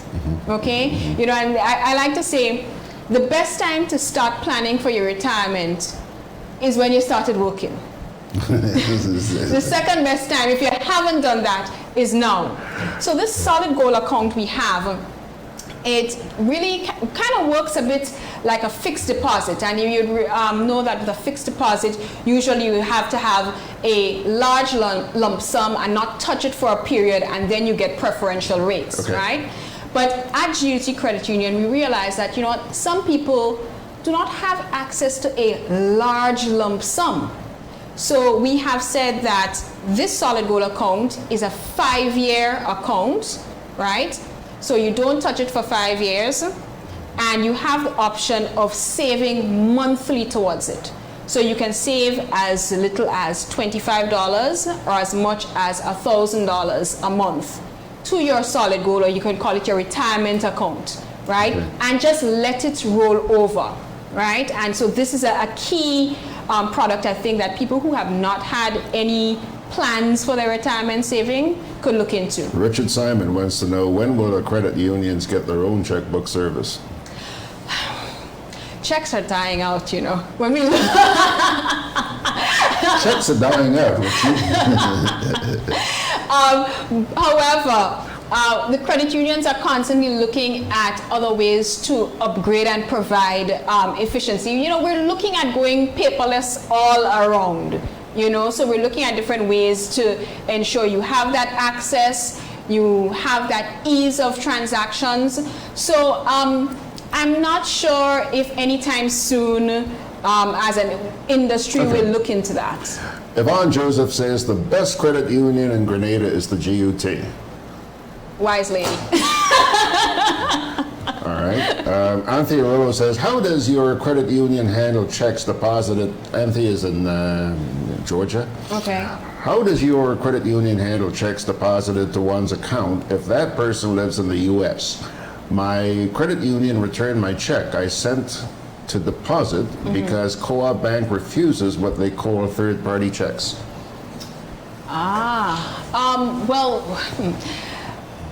Usually we haven't had. I didn't tell you it was going to be easy sitting in that chair, girl. We do have third-party checks. It means that there may be an issue. She may not have an account at a financial institution other than a credit union, and we've seen that in some cases there's a bit of a pushback in making things a little more difficult for credit union account holders. But as far as I'm aware, we do have a number of our members abroad who would send either wires or checks, and we do not have a problem clearing it because we would have an account. For instance, we have an account at another financial institution and it is honored. So I'm not exactly sure why the check was... I'll tell you what, Anthea, I suggest that you call the GUT and ask for Camille. She can probably look into this over the next couple of days. You know what, she can send me an email. Yeah. info@gutcu.com, info. Let me type that up here right away. info at gutcu.com. Anthea, it's on your thingy there right now. You check out Camille. Her name is Camille Goddard. Jackie O, I think, is in Washington, if I'm not mistaken. Is the solid gold account equivalent to a CD account? It is similar, right, to a fixed deposit. It works like a fixed deposit in that you cannot withdraw from it. You have to leave it for a certain period. And you earn that preferential interest rate of 4% for our solid gold. However, you don't have to make one lump sum and leave it. You can do your deposits on a monthly basis if you wish. All right. Camille, let me tell you, Mr. Grant, Yvonne Joseph says, Mr. Grant, can you ask your guest if she can give out the GUT Magic Jack number here for me? I need to call them soon. I don't have that number off the top of my head, but send me an email and Yvonne, I could have access to it for her. Yvonne, I just posted the email there below Anthea. It's info@gutcu.com, okay? Do not like... anyway. All right, I tell you what, folks. Camille, boy, this has been very informative for me. Hold on. Anthony Howard wants to know, how long does it take you guys to clear a foreign check? It can take between 6 to 45 days. Because the clearinghouse, remember, it's not ours, it's through ECCB. So whatever is the standard clearing time with any financial institution, it will be very similar. You know, for years, I discovered that it was taking me like at least a month to get things cleared at the commercial banks. And then a couple of years ago, we heard about, because of this change and that change, and that time's going to be dramatically cut down. BS. It's the same old nonsense. It's the same old thing. Anyhow, listen, I was about to say, Camille, we're out of time, okay? But listen, I have really enjoyed this immensely, and maybe down the road you'll have to come back and spend a little bit more time with us and explain some more. It'd be my pleasure. Okay. Camille Goddard, who is the marketing manager with the Grenada Union of Teachers, and she agrees with us that the credit union movement is moving ahead. And I certainly hope that the information that you got here this morning will help you to decide whether or not it's something that you want to pursue. I'm sure she's accessible, and you can look forward to having her back here again in the not too distant future. All right? All right, Pilgrims, I'll tell you what, take a break and we'll come back.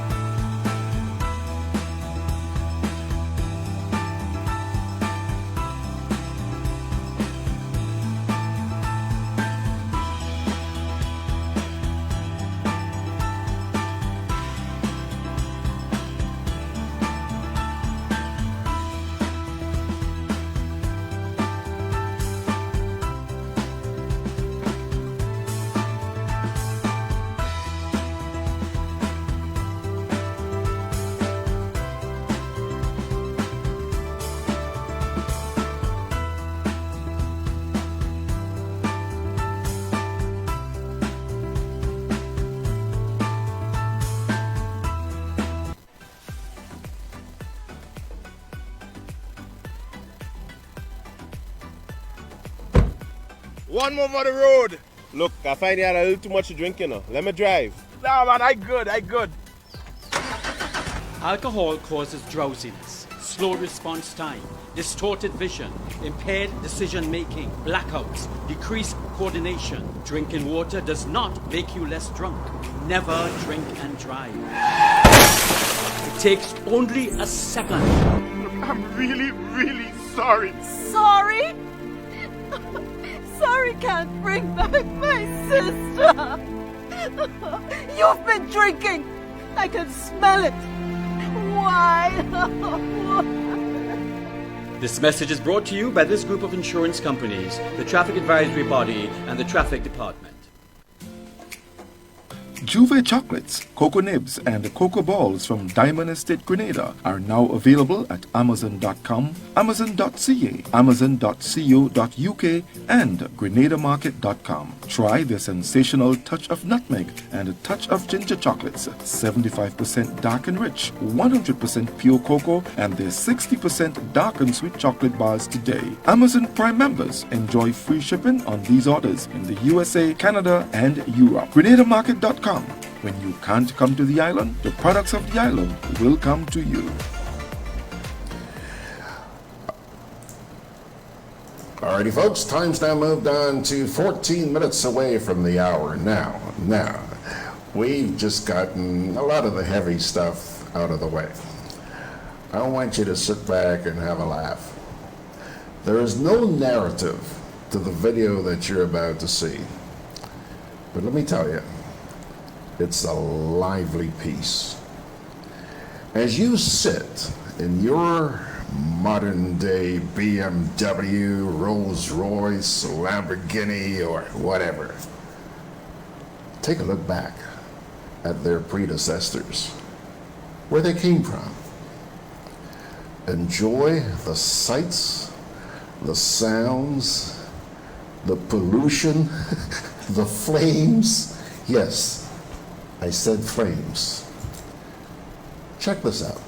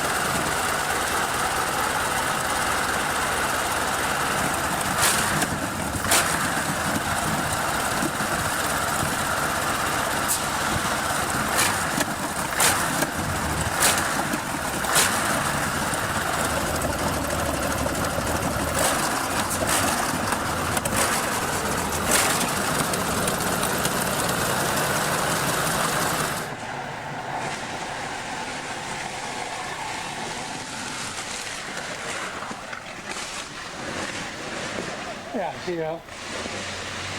Yeah.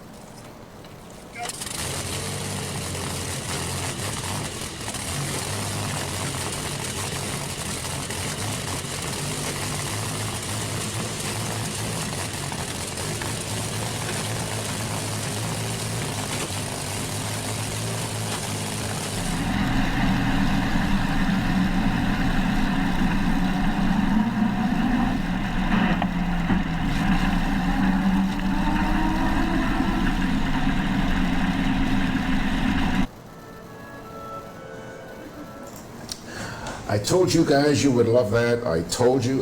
Did you see the guy with a fire extinguisher? Camille and I have been sitting here laughing our heads off like this. Okay. Hey, there's more funny stuff to come. There's more funny stuff. But up next, we're going to take a look at high fashion. Yes, sirree. There's a Grenadian-born fashion designer by the name of Felisha Noel. She has just debuted her stuff at New York Fashion Week. We're going to take a little break and come on back with that. Support your friends, those of you who like fashion. Let me tell you, I'm not big into fashion, but the designs that you're going to see in this piece of video will just freak you out. Better yet, when you find out it came from one of us. Check this out. Hey, Lynn. Hey, neighbor. Here's the bill I asked you to pay for me. How did you get your electricity bill to be so low? For one, we size our transformers just for what we need. And we unplug transformers, chargers, and other devices when they're not in use. We also replaced our light bulbs with LEDs. They burn less energy, right? Much less. I even replaced the seal on my refrigerator door to keep the cold air in. And Grenlec is always advising us not to open the fridge too often. That's right. And my family washes and irons in bulk. With fuel prices changing all the time, how do you know if it is working? We pay attention to the usage history table. Over time, our average usage has decreased. So while Grenada can't control fuel prices, I can conserve energy and save money. Grenlec, energizing our Grenada. Inspection and licensing have begun, and at Hubbard's, we want you to be ready. From January to February 15th, we're offering vehicle owners with single registration letters 1 to 2,500 and plural registration letters 1 to 250, 10% off our new torque tires and Power Max batteries. Don't get caught unprepared. Visit us today at our motor department in Mungay or our Tire Bay in Grandance, located near Hubbard's Building Supplies.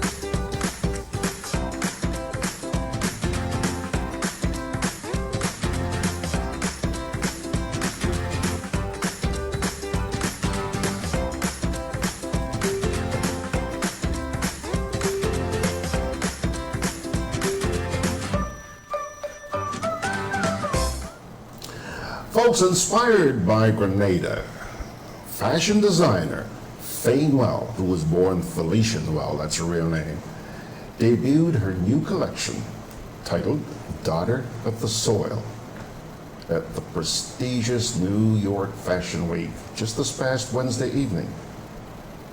Grenadian ambassador and permanent representative to the United Nations, Keisha McGuire, celebrity publicist Yvette Noel Shore, Chief Executive Officer of the Grenada Tourism Authority, Patricia Mayer, U.S. Director of Sales, Christine Noel Hosford, and the General Manager of Silver Sands here in Grenada, Noel McDougall, were all on hand to provide support to this daughter of the soil. Let's take a look.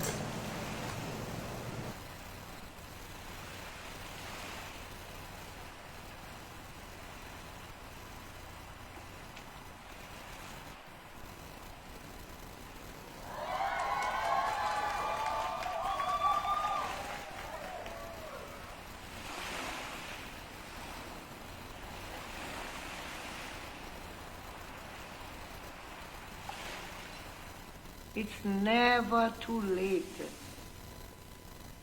for her to become her true self.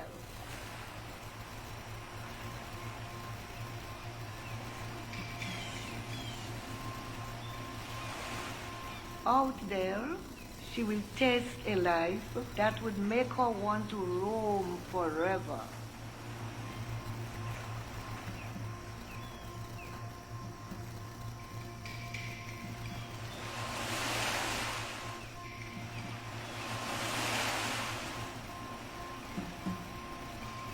She will wrap herself in fabric made by the same hands that prayed for her.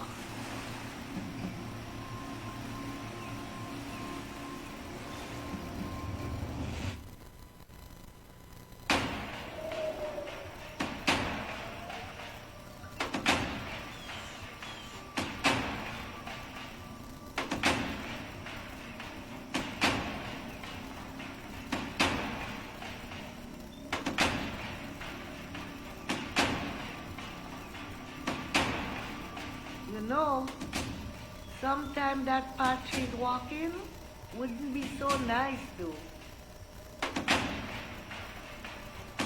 Those sharp rocks will cut up the bottoms of her feet.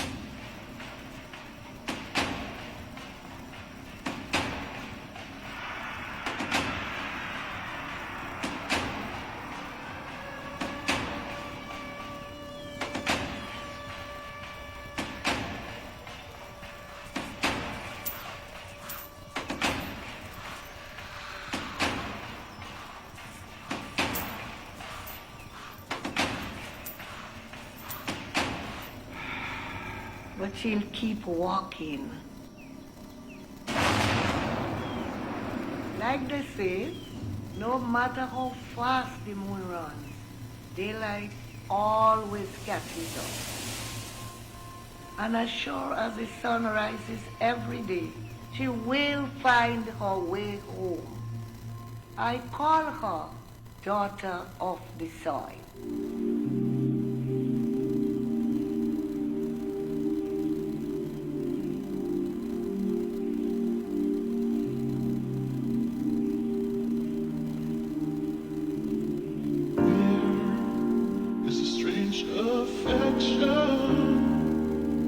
It's too much ask for.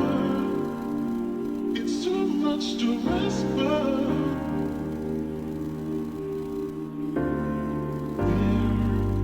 There is a strange affection.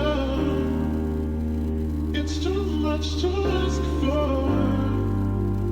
It's too much to ask for. Breathe in me. There is a strange affection. It's too much to ask for. It's too much to ask for. Breathe in me.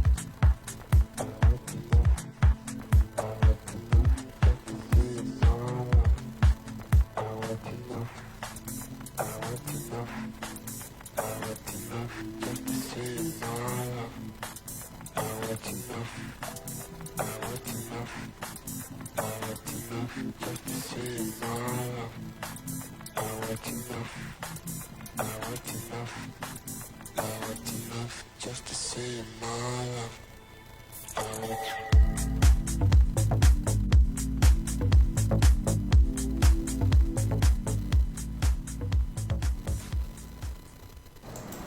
Well, I tell you one thing, I discovered watching that piece that there are several of you out there with really, really good taste in fashion. I'm glad you enjoyed that. Thanks a lot. Pilgrims, coronavirus, yeah, that and some other health issues here in Grenada. We'll get to them right after this. Conveniently located in the Grenadian Shopping Center, for over 40 years, Food Fair has provided quality service at affordable prices. Now, grocery shopping is made easier and more convenient from the Food Fair web store. Hey, babe. Listen, I need you to go down to Food Fair to get some groceries. All right, no problem.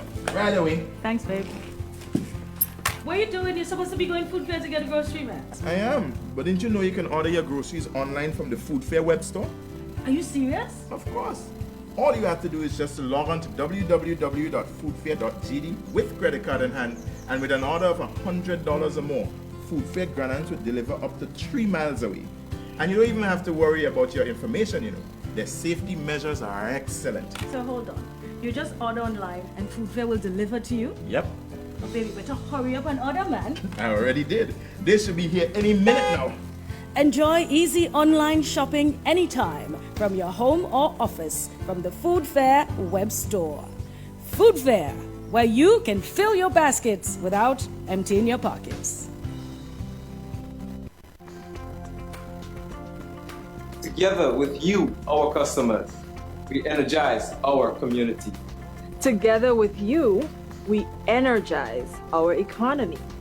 We are working together to give our nation a better tomorrow. With you, we energize our future. Together, we energize our nation. Thank you for partnering with us as we energize our Spice Island. Renlec, energizing our Grenada. I'm always on the move. Training, traveling, competing. So it's good to know I have Quad Bank in the palm of my hand. Introducing e-banking, one of many customer convenience services from Grenada Cooperative Bank. And there's more to come. It's swift, simple, and secure. Alrighty, folks. In this past week's post-cabinet briefing, The coronavirus issue was addressed by three persons: Health Minister Nickolas Steele, the Acting Chief Medical Officer, Dr. Francis Martin, and the Head of Epidemiology and Surveillance, Dr. Shawn Francis. Now, while the number of deaths and persons affected have dramatically changed since this recording was done, there was much content in here which I felt would be invaluable to you. Hence the reason I'm running this piece today, as well as the fact that the virus was not the only health matter addressed. There were also other health issues referred to in this post-cabinet briefing. Check it out. Our role today is to continue to update you on the latest as it relates to the coronavirus, and also to reaffirm or reinforce what we already know, and at the end of it all, today, to reinforce what needs to be done in an effort to prevent the spread of the coronavirus. So I will just start with what is already known, or reinforce some things that we've learned, and we'll ask Mr. Kevin to put up the slides so I can take you through some of the things we know. And I suppose it's reasonable to talk about in a question form, because of course that's most of the questions. Most of the things we get these days are people asking questions about really what has to happen with the coronavirus. Viruses don't survive very long outside of the human host or outside of a cell, and viruses can spend anywhere from hours to weeks outside the human body. So it really is important that we wash our hands and keep our hands clean to prevent you from. So to protect against new virus, you should frequently clean your hands. This is something we've always said. Use alcohol-based rubs, and the alcohol-based rubs must be at least 70% alcohol. So when you do get those alcohol bases, 75% alcohol. So make sure that whatever you use has about 75% alcohol in it, and once your hands are clean, you should dry them. In this instance, I would recommend that you use a dryer, not a towel, because drying your hands with a towel potentially can have not just coronavirus, but any virus at all deposited on the towel, and the second person who uses the towel, you can actually transmit the virus. So drying your hands with paper towel is the best, or using a dryer. And the benefit of the dryer is also that it is hot, and the viruses don't survive very much outside of those temperature. Next slide, Kevin. We have thermal cameras that are able to check person's temperature. The thermometers do not tell whether someone has a virus or not. It just simply says whether the person has a fever or not. And from someone having a fever, our port health officers and our medical professionals at the port will now take that person aside, do some more detailed examination, some more detailed probing questions to identify whether that person is at risk of having the virus. So thermal scanners are effective in detecting people who have a fever, and that's mostly what we use them for.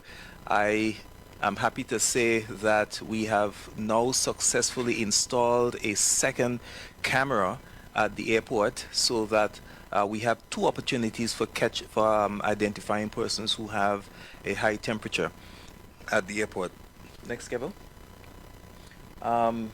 When it comes to treatment, we've said before that there are no available treatment or vaccine for the coronavirus at this moment.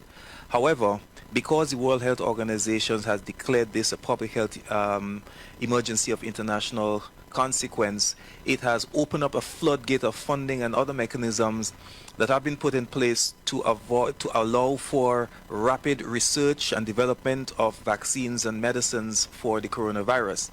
As a result of this, we in the Caribbean, and in particular CARFA, now have the ability to test for the coronavirus. We have swabs that we're able to use to get samples, and CARFA is able to test. So Grenada will be using CARFA for the testing of coronavirus, and this can happen right now as we speak, and that's a plus for us. Next. Antibiotics, and this speaks to a wider problem, a wider issue of people believing that antibiotics can be used to treat viral illnesses. This is a virus, and so antibiotics are not used for it, not useful for it. There is some research out there that suggests that antiretroviral medicines or Calitra can be used to treat the coronavirus. We are looking at that research very closely. If the results seem to suggest that the coronavirus can indeed be treated with Calitra, we are going to be able to treat those in Grenada. I confirmed yesterday that we do have quite a number of thousands of tablets on the island of Calitra that can be used and will be used to treat any person who has coronavirus in Grenada once the research confirms that Calitra can be used to treat it. Next. Or is that it? Camille? Oh, that's the last slide. I really want to make a point of this.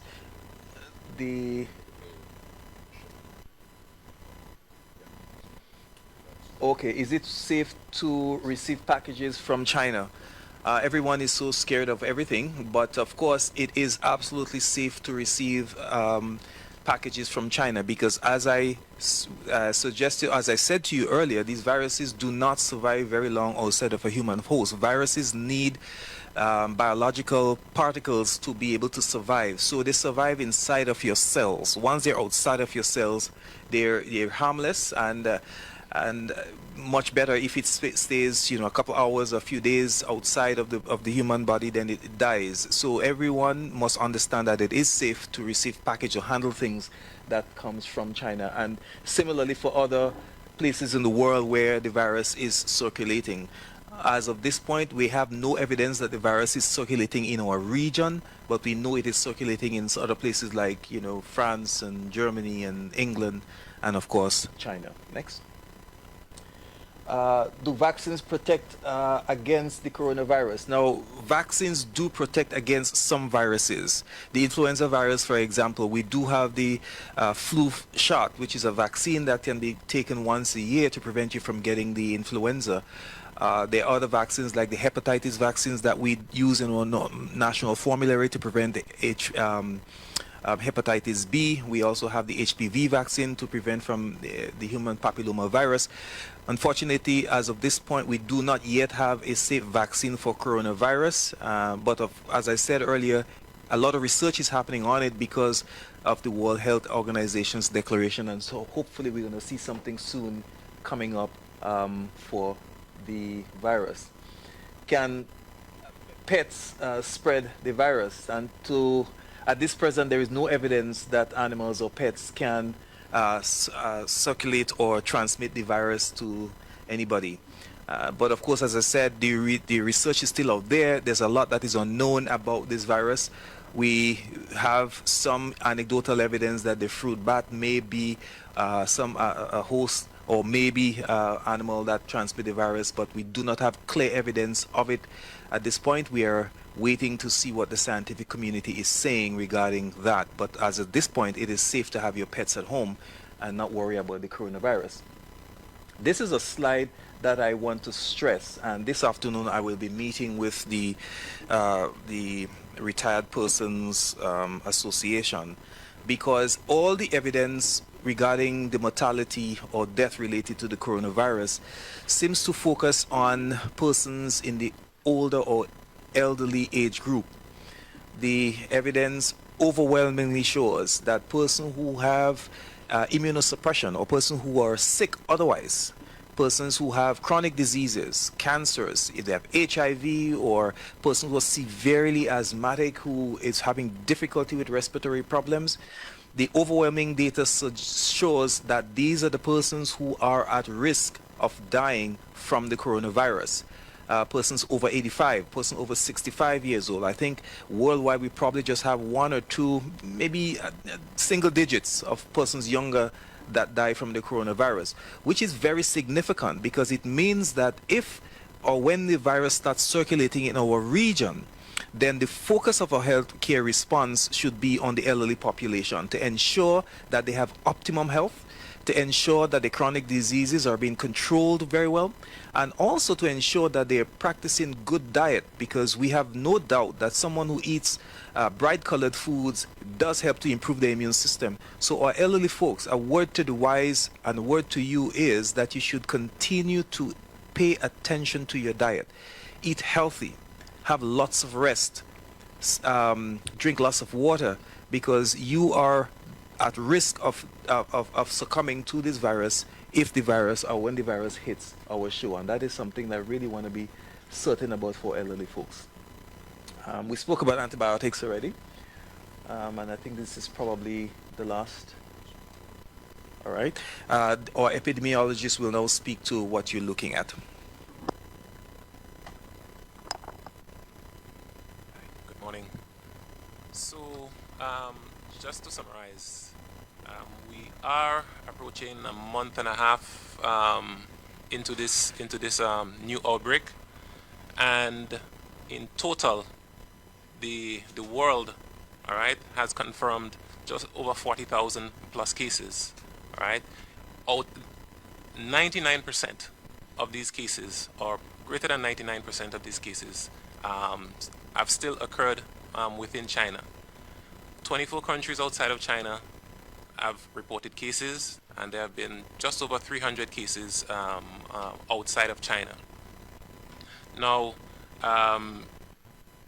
it is important to note that in our region, so far only 2 countries have reported confirmed cases, and that is the United States and Canada. And what is encouraging is that we are not seeing untoward or continuing human-to-human transmission in those countries. Now, the graph here the slide here illustrates what is happening in terms of the number of new cases that are being recorded on a daily basis. And what is encouraging is that we see sometime around the 4th of February, the cases have peaked, and we are seeing a gradual trend in decline in the number of new cases recorded each day. We must remember that there is a lag with regards to the implementation of public health measures to control the disease, and actually seeing the results of all of these measures that are taken. And if the trend, as I said, looks encouraging, we still have some work to do.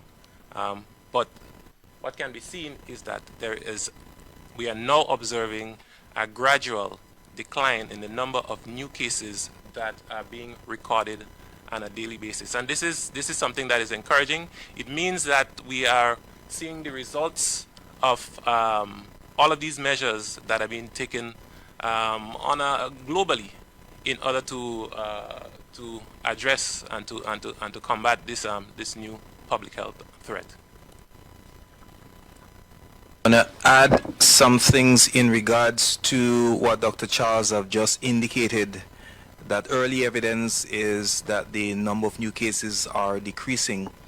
We also have we recognize evidence to show that more than 80% of the people who are infected with the virus, they recover and they do very well. And I think this is extremely good news for us, in the sense that while we are faced with this undaunting task of having to manage coronavirus, the evidence suggests that more than 80% will get better and are discharged. We still are concerned because there is a 18 to 19% serious cases that can occur, and that can be a significant health burden for us if 20% of the people who get sick actually become very serious and critical. So it's really important for us to follow the guidelines and follow what we need to do to prevent ourselves from transmitting this virus. But overall, the picture is beginning to give us some sense of not security, but some sense of guarded caution that it may not be as serious in terms of the death toll from it as initially feared. Thank you, doctors. And I just also want to make one other comment. We at the ministry are making sure that we're confirming that, as you know, there are a lot of stories circulating on social media. And one of our jobs is to make sure that we filter out what is true and make sure that you get the truth, and we dispel what is not facts. So I want to take this opportunity to say that I have spoken to the Minister of Health of Jamaica, and he has confirmed for me that there is one individual, a female individual, who is in quarantine in Jamaica, who has developed symptoms of a minor fever. As a result, because that person has a travel history and was in quarantine and has now developed a mild fever, the possibilities are higher, and they are awaiting the test results.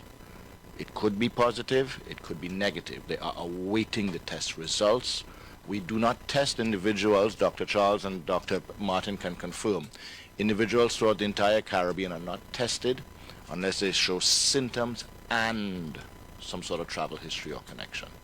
So we will inform you, as will the Jamaican authorities. They have an obligation to inform the world the same way we would. So we will keep you updated on that as we hear from the Ministry of Health in Jamaica. Thank you. Thank you very much, Minister. Before we go to the floor for questions, I just have Dr. Martin seeking some clarity here. You mentioned that testing will be done through CARFA. What is the turnaround time on the testing? As with many of our smaller islands, turnaround time has to do with travel. That's really what it is, because it takes a couple hours to actually do the test. So our focus is how efficient is our shipping and receiving the samples. CARFA confirmed to us that in a couple hours they can give us a result. And if there's a need for confirmation, well, there's some other DNA typing that they may do if they get a positive test. That might take another 2 days. But in terms of the positive test, in a few hours the result is available.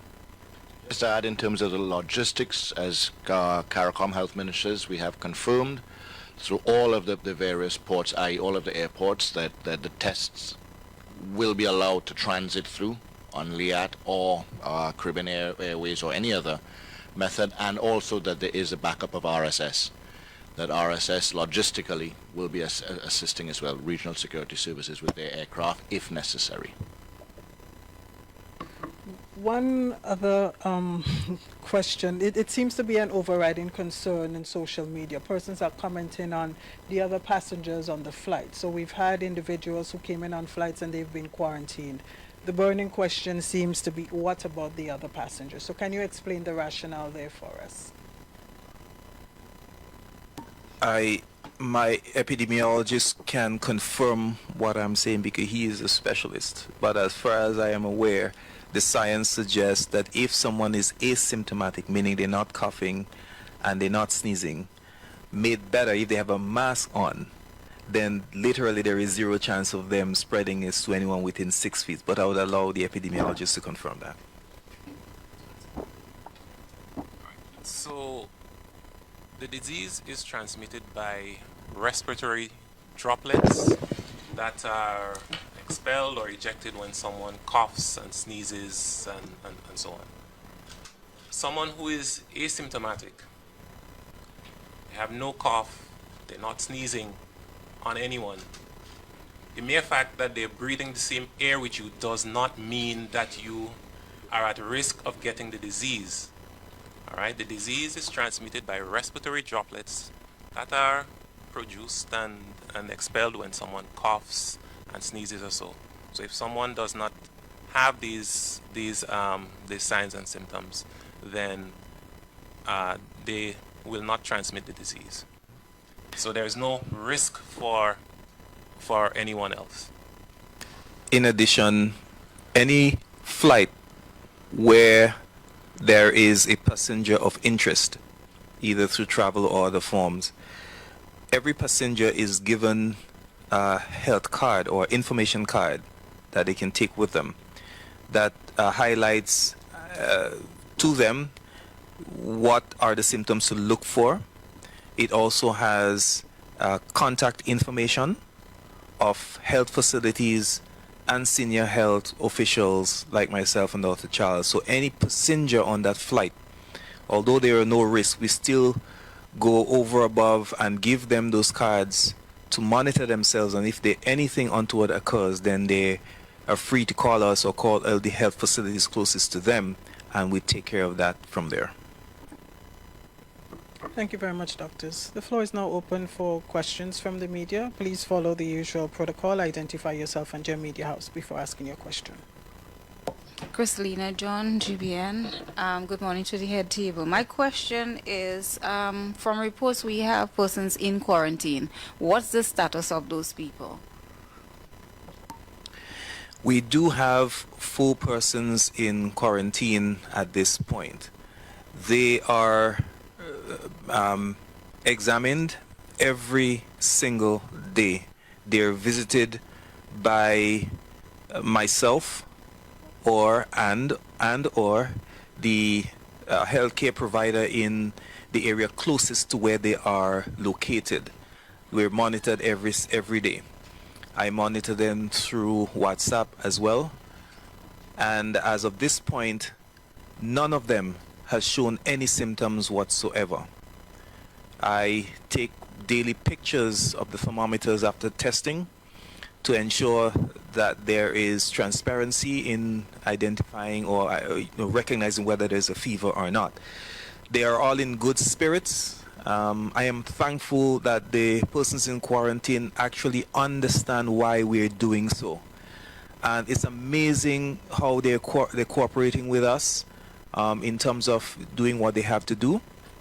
And so far, they're all very good. We are looking forward to releasing our first one, probably by the end of this week, because that was the first one that went into quarantine. So we all are nervously looking on and hoping that they continue to do well, because I think it's going to be a great day for us when we release our first one. Just as a follow-up question, there are reports that the incubation period would have moved from 14 to 24 days. Is that something that you can confirm, and would the period for quarantine be extended if this is so? I would let my epidemiologist confirm this, but we're functioning on the best science that we know, and we're following the guidance of our lead agency. And as of this point, I have no information that the incubation period has been extended beyond 14 days. Dr. Charles, do you? Yes, I myself, that is not something that I have encountered. The incubation period that is accepted worldwide is up to 14 days, and it is the same period that is being applied basically in all countries throughout the world. Information says that it's transmittable between 3 and 9 days, and that's why the world has gone to 14 days. There is absolutely no information of it transmitting after 9, but they do 5 days extra. That's what we've been given.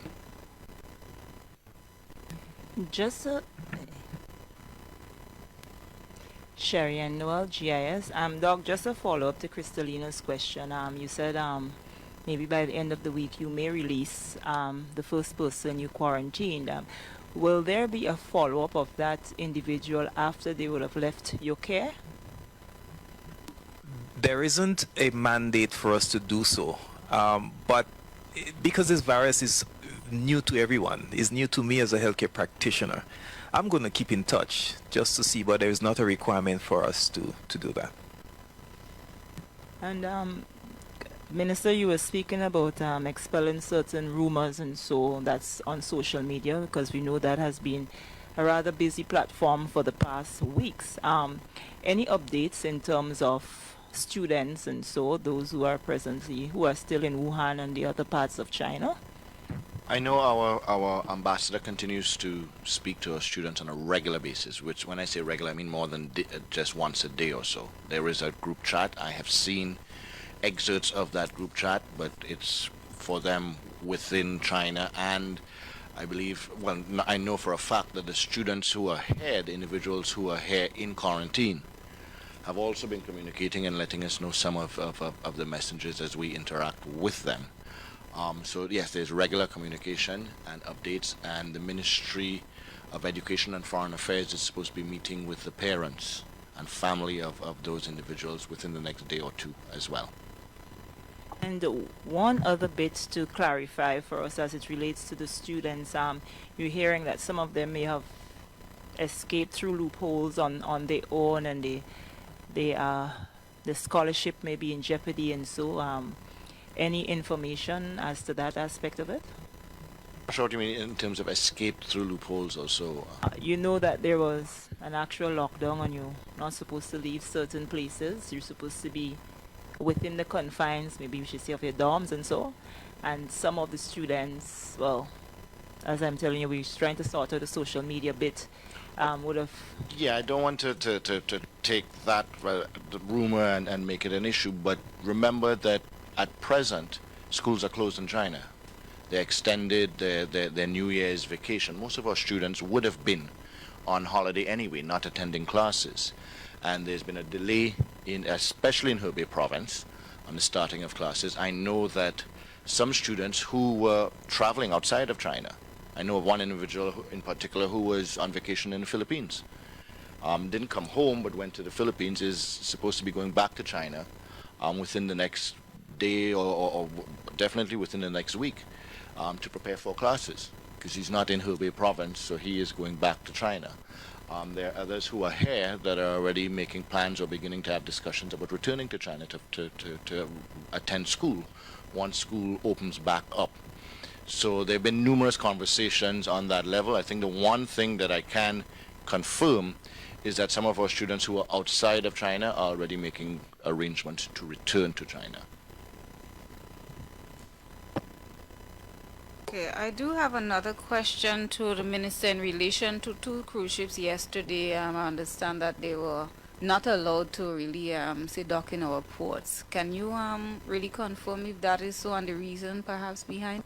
Over the last 48 hours, 72 hours, we have had some issues with in the region as a whole with two cruise ships. One in particular was asking to make a call to Grenada. And we did not grant it permission to disembark or even to come to port here.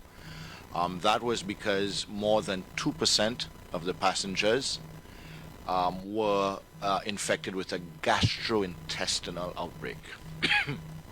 Not upper respiratory tract. Gastrointestinal outbreak. It is just a coincidence in our level of heightened alert that this has become newsworthy.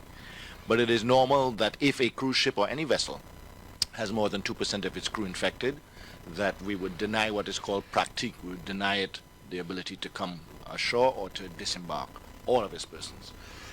Under 2%, the individuals are quarantined on the ship. So one vessel did meet that, and then another vessel that was making a call to St. Lucia, when it got to St. Lucia, did have a high percentage of upper respiratory tract infection as well, the flu. But we treat all now with a heightened sense of alert based on the travel history, the type of passengers or where they have come from, not necessarily nationalities, but where they have come from.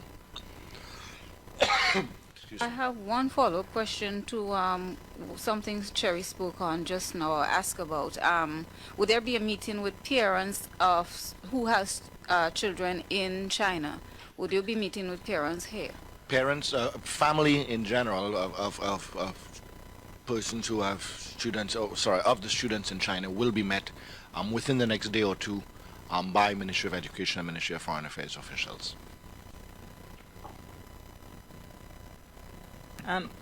Minister, just a final question for me, but it's health, but it's on another issue. A few weeks ago, you mentioned about the dialysis and the increased payments. I've spoken to some of the patients. They have confirmed the receipt of the extra monies. Any updates on the actual dialysis treatment at the hospital? Yes, we're going ahead with that. We have finalized that. It is going to start a little late because we put all resources in the last couple of week and a half on coronavirus. But I would expect we'll probably be about 2 weeks. So where I said the middle of February, we'd look at the end of February, I think, or first week of March, where we would be starting that service here. Just one quick question for Minister. Minister, a response of that magnitude, of course, would require a lot of resources, both human and otherwise. We know that a number of stakeholders are playing an integral role in that. Just from the top of your head, can you maybe just give a rough estimate in terms of dollars and cents how much it might be costing your ministry, not necessarily the government? I'm asking that question because I know people out there, they are somewhat iffy as to what is going on, and because we have not been highlighting numbers and so forth, they still think that more should be done. So just to put it into context, because responses are never cheap. To date, for instance, and you can extrapolate from that, we would have had in stock 8,000 masks and personal protection. We have ordered an additional 10,000. So we've doubled what we would have had for the year, because we rarely do use those. Those would be used mainly in the hospitals or so. So we've doubled that.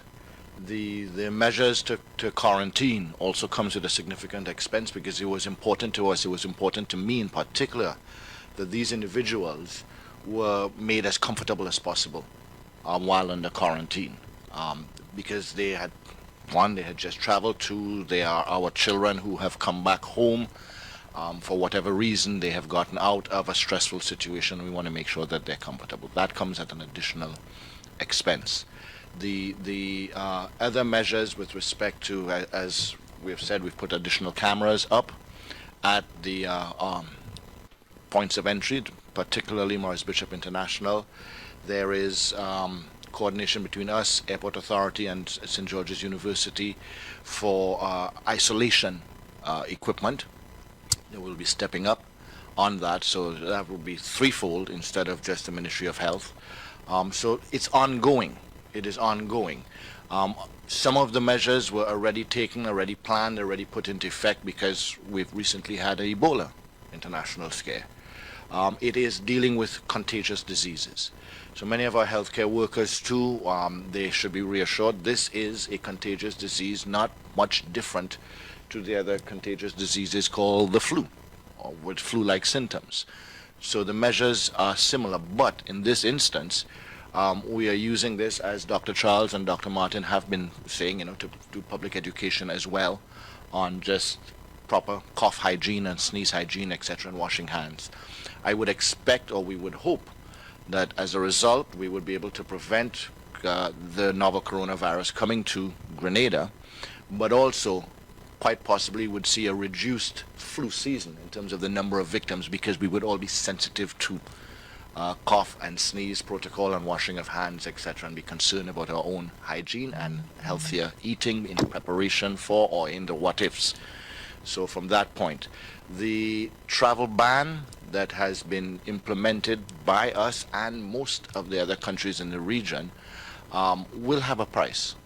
The cruise ship callings being on heightened alert, and us turning away certain cruise ships, and it becoming a public thing, that means that individuals who may be looking in a month or so to buy now to go on a cruise ship may be canceling or so. So we may see a reduced cruise ship season. So the costs develop both from income as well as the costs of the Ministry of Health or Morris Bishop International. We've had to make sure that there are additional nurses on call or available for surveillance. Dr. Martin and Dr. Charles have been all over, our health information officer as well, producing various information.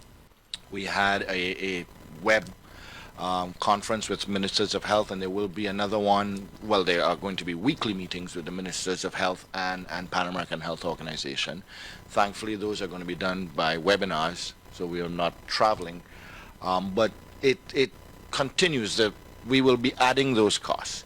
But at the end of the day, whatever is within our means, financially or otherwise, we will do to make sure that we protect all of our citizens.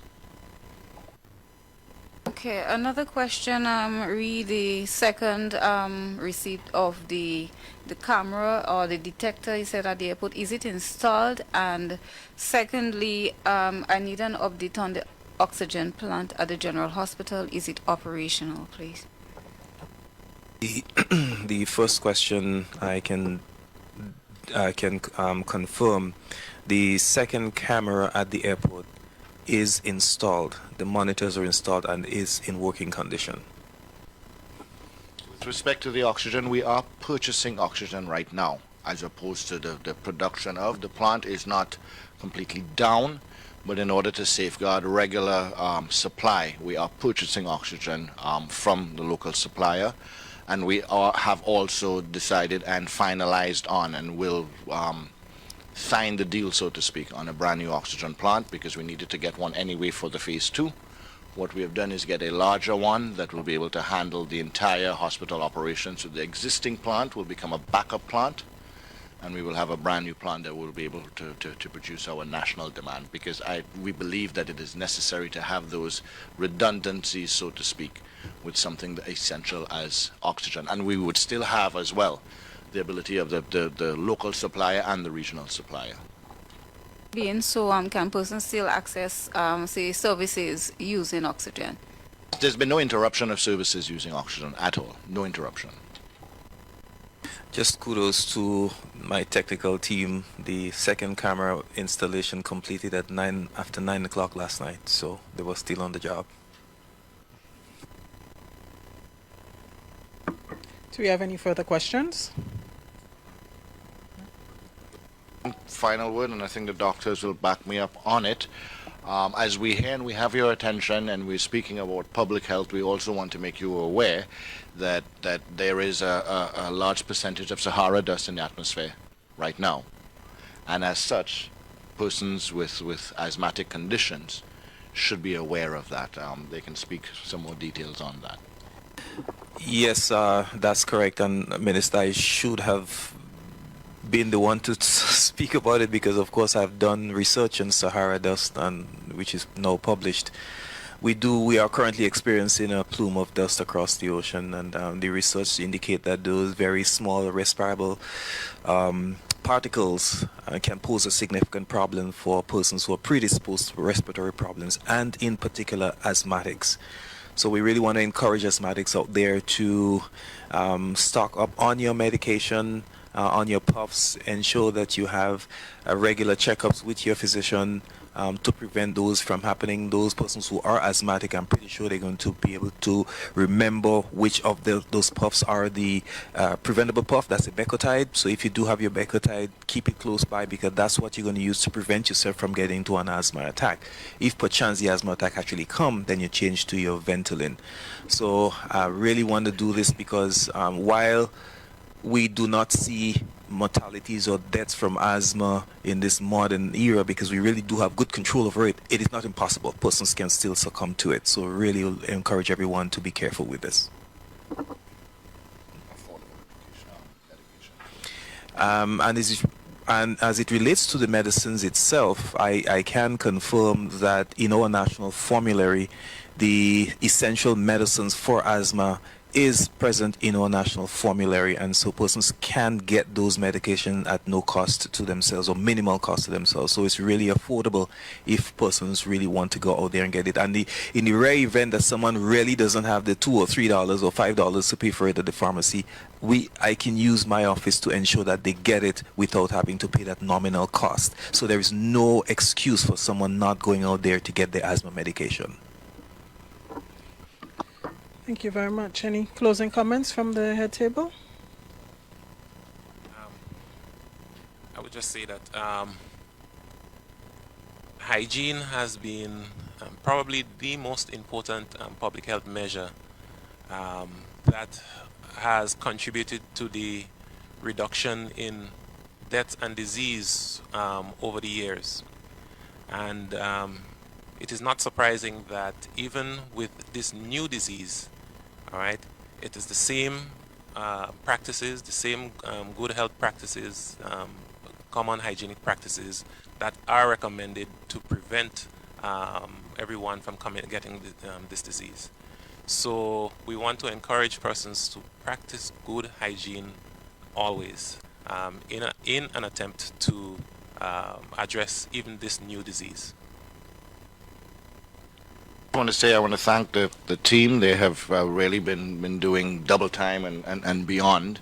Dr. Shawn, Dr. Martin, and others, Kevil, those who have been giving us technical support, our surveillance team at the various ports, Morris Bishop at our cruise ship port and in Karakou, have been in regular contact with us, communicating on all different levels, and that we have been experiencing tremendous support as well from Pan American Health Organization and CARFA.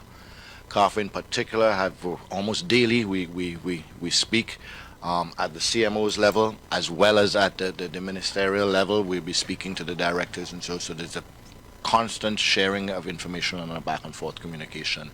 So I just really want to thank the entire team that has brought us to this point so far and will bring us through this, through this crisis and the next one after that. Thank you.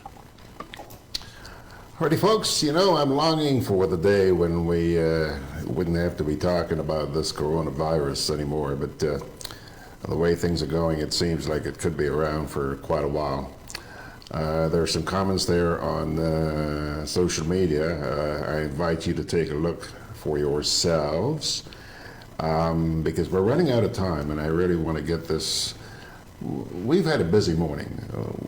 Time now to chuckle a little bit. Some of the stuff we touched on this morning, for those of you who weren't able to be with us all morning, we talked about the growing credit union movement here in Grenada.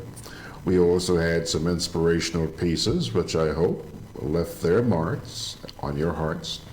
Then we talked about the coronavirus. We also brought you excerpts from that fashion show in New York. Right now, we're going to have a little laugh. Yes. Over the past couple of months, we have shared some hilarious comment with you from a Trinidadian comedian who has been visiting other islands in the region, as well as Canada, the United States. His name is Daniel Loveless, and he recently paid a visit to us here in Grenada to ask the question which he does in all his programs, what you know? Well, yes, you have laughed your hearts out at the responses which came from the people he talked to on the other islands.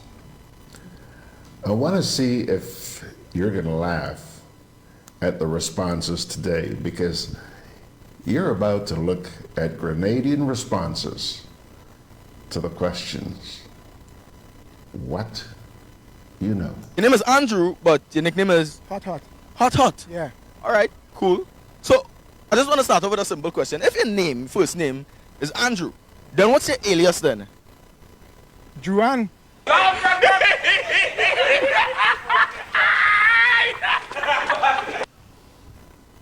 Okay, so let me get clear again. Your given name is Andrew, but your nickname that is called your Hot. Mm-hmm. So what's your alias then? Juan. So your alias is Juan? Yeah, cause Andrew. Right. So your alias is? Juan. I'm not a YouTube man. I'm a man. I'm a Dr. Hot man. A lot of wrong things going on here, but we're living up to the time, right? And I want to say happy independence to the people of Grenada, Carriacou and Petit Martinique. All I know, we might need independence too much, but that I doesn't say nothing much. I'm not a YouTube man. I don't have time for that. I'm too busy in the world for that. But all I want to say, happy independence. And my people of Grenada, Carriacou and Petit Martinique, just take care of yourself, enjoy yourself. My Trinidad entourage down home, I'll be joining all for Carnival soon, and we want less crime in the country when I reach down. All right? Which year did Grenada gain its independence? Well, 1983, Maturgary time. Right now, independence, we about 45 years independence. You need to check out Custom Tees in Bruce Street Mall, Grenada, where you could create your own design with your imagination. Choose your design, choose your t-shirt, and get it printed in 20 minutes. Check them out today at Custom Tees. What is an umbilical cord? What is an umbilical cord? Umbilical cord. An umbilical cord is a cord of umbilical. Umbilical cord is a cord of umbilical.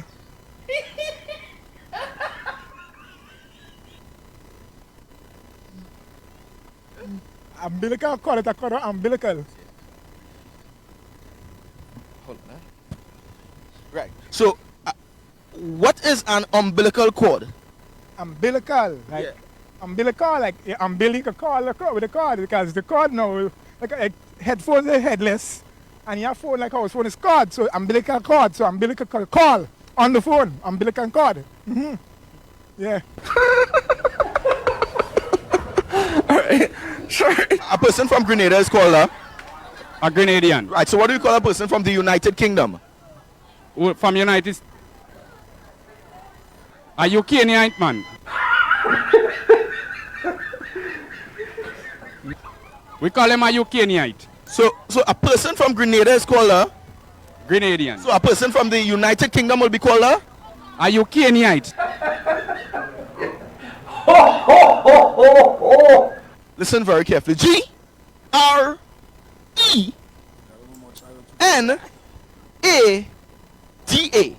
Which word does this spell?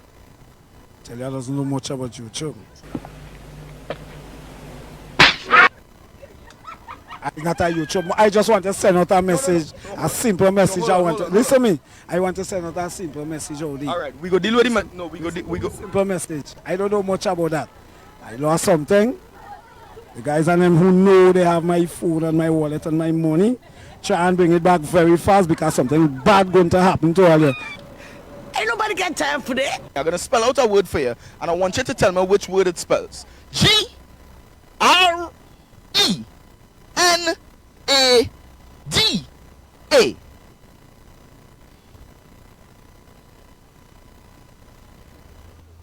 It's sounding like Grenada, but it is spelling like Grenada. Wait a minute. Wait a minute. It sounds like Grenada, but it doesn't spell like Grenada. Grenada? That what you say? Grenada? Yeah. That's not Grenada. Like somewhere else. Okay. Like, wait. I will take off the glasses. Yeah. I ain't seen him go with that glasses, no? Yeah. I ain't seen him go with that glasses. Give me back this one. Yeah, so Grenada. So is it really Grenada? So how is spell Grenada then? Take a drink. Go ahead. Kids, don't try this at home. Right. So spell the word Grenada for me. T-O-B-A-G-O. Tobago. We said Tobago.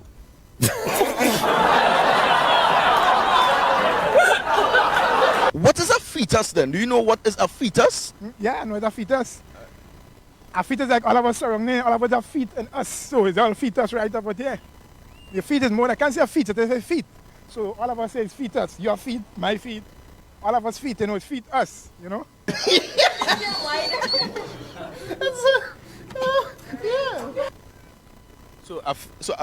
Okay. I mean, again, all education through entertainment. A fetus is an unborn offspring of a mammal. So you were a fetus once. So were you a fetus once? Well, I just said a fetus from, all of us are feet, so it's all in us. What the hell was that? What was that? Before you act like spell Karakou and all of that, listen to me. It's not like you don't know how to spell it. I didn't go in a wrong deal thinking about your comment to spell Karakou or anything. This is something I just always get vexed with it. But now you're reaching Grenada. That's all right. Then you could put it around. I ain't like that kind of thing. All right. I'm thinking you're coming to tell me about independence. All right. I can listen to some general knowledge questions. I can ask you 4 more questions. Spell Karakou, I spell St. George's and them things. I see all them things. So I think it's kick. So I want to be on positive. Ask me about Grenada is our independence. Okay. Which year did Grenada celebrate its independence? Which Well, I don't really know which year, you know. Wait a minute. Wait a minute. I can't remember what year, you understand?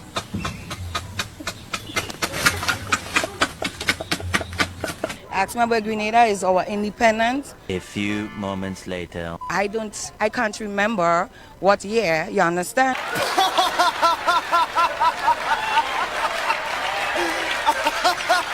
Dave tell me he don't want me to ask him any personal questions. Why not, Dave? Because I have a lot of personal things that not supposed to be out in public. Sorry, don't do that. Oh my God.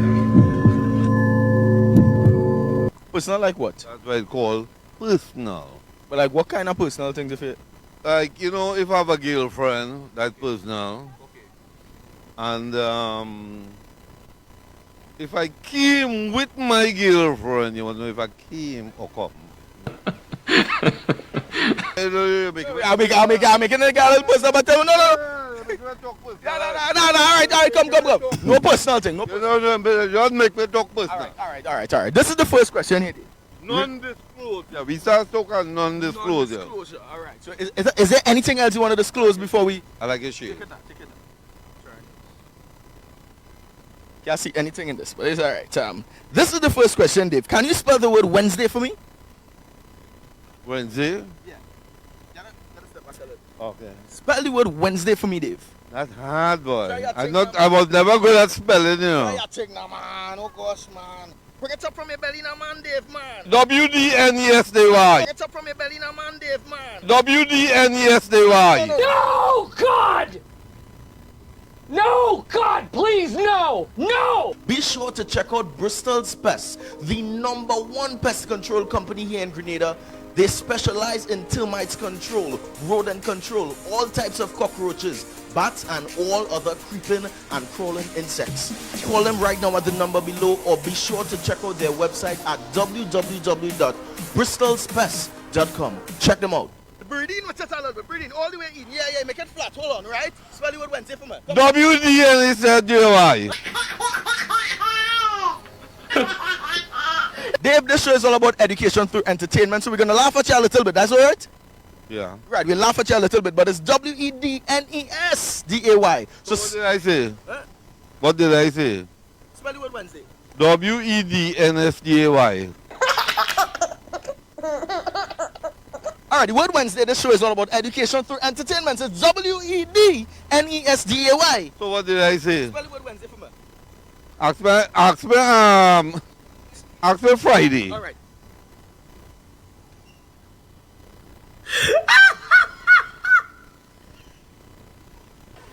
Eric Machogiri time, we independence, right?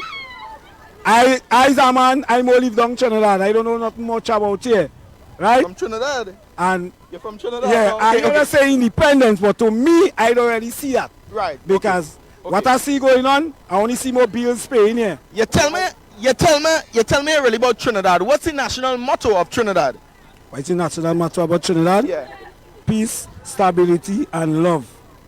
Like we're talking about a different Trinidad. Oh my God. A person from Grenada is called a Grenadian. So what do you call a person from the United Kingdom? American. American. Hold on, try my glasses. Try it on, maybe that might help him a little more. So a person from Grenada is called a Grenadian. So what do you call a person from the United Kingdom? Unitian. Unitian.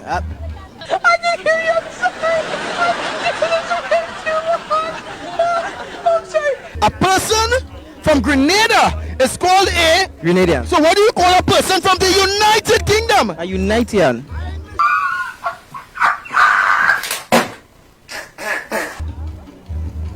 Ain't looking good there at all, boy. And it's better step to the side. Step to the side now. Step here. Go. No, go. Yeah, what? Tyrell boat something there. Go ahead now. Let.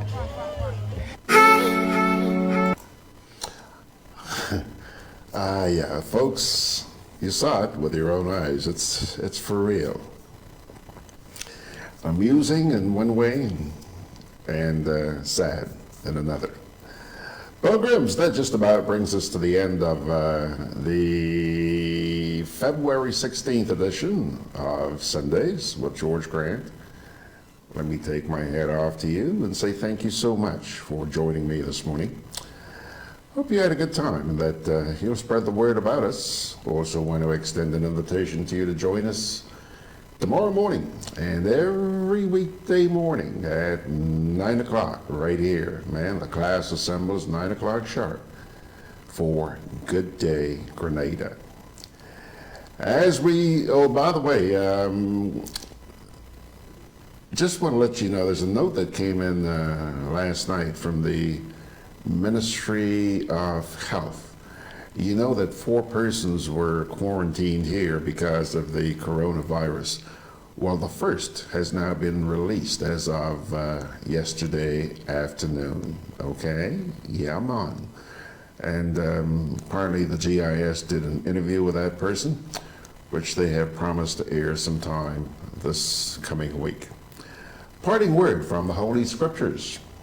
Today's reading comes to you from Proverbs 26, verses 24 to 27. Enemies disguise themselves with their lips, but in their hearts they harbor deceit. Though their speech is charming, do not believe them. For 7 abominations fill their hearts. Their malice may be concealed by deception, but their wickedness will be exposed in the assembly. Whoever digs a pit will fall into it. If someone rolls a stone, it will roll back on them. Check it out yourselves, my friends. Proverbs 26, verses 24 to 27. That's going to do it. Thank you so much. Been a busy morning for us. I'm glad you were here. May the good Lord bless and keep you by His grace. We'll see you tomorrow morning at 9 o'clock.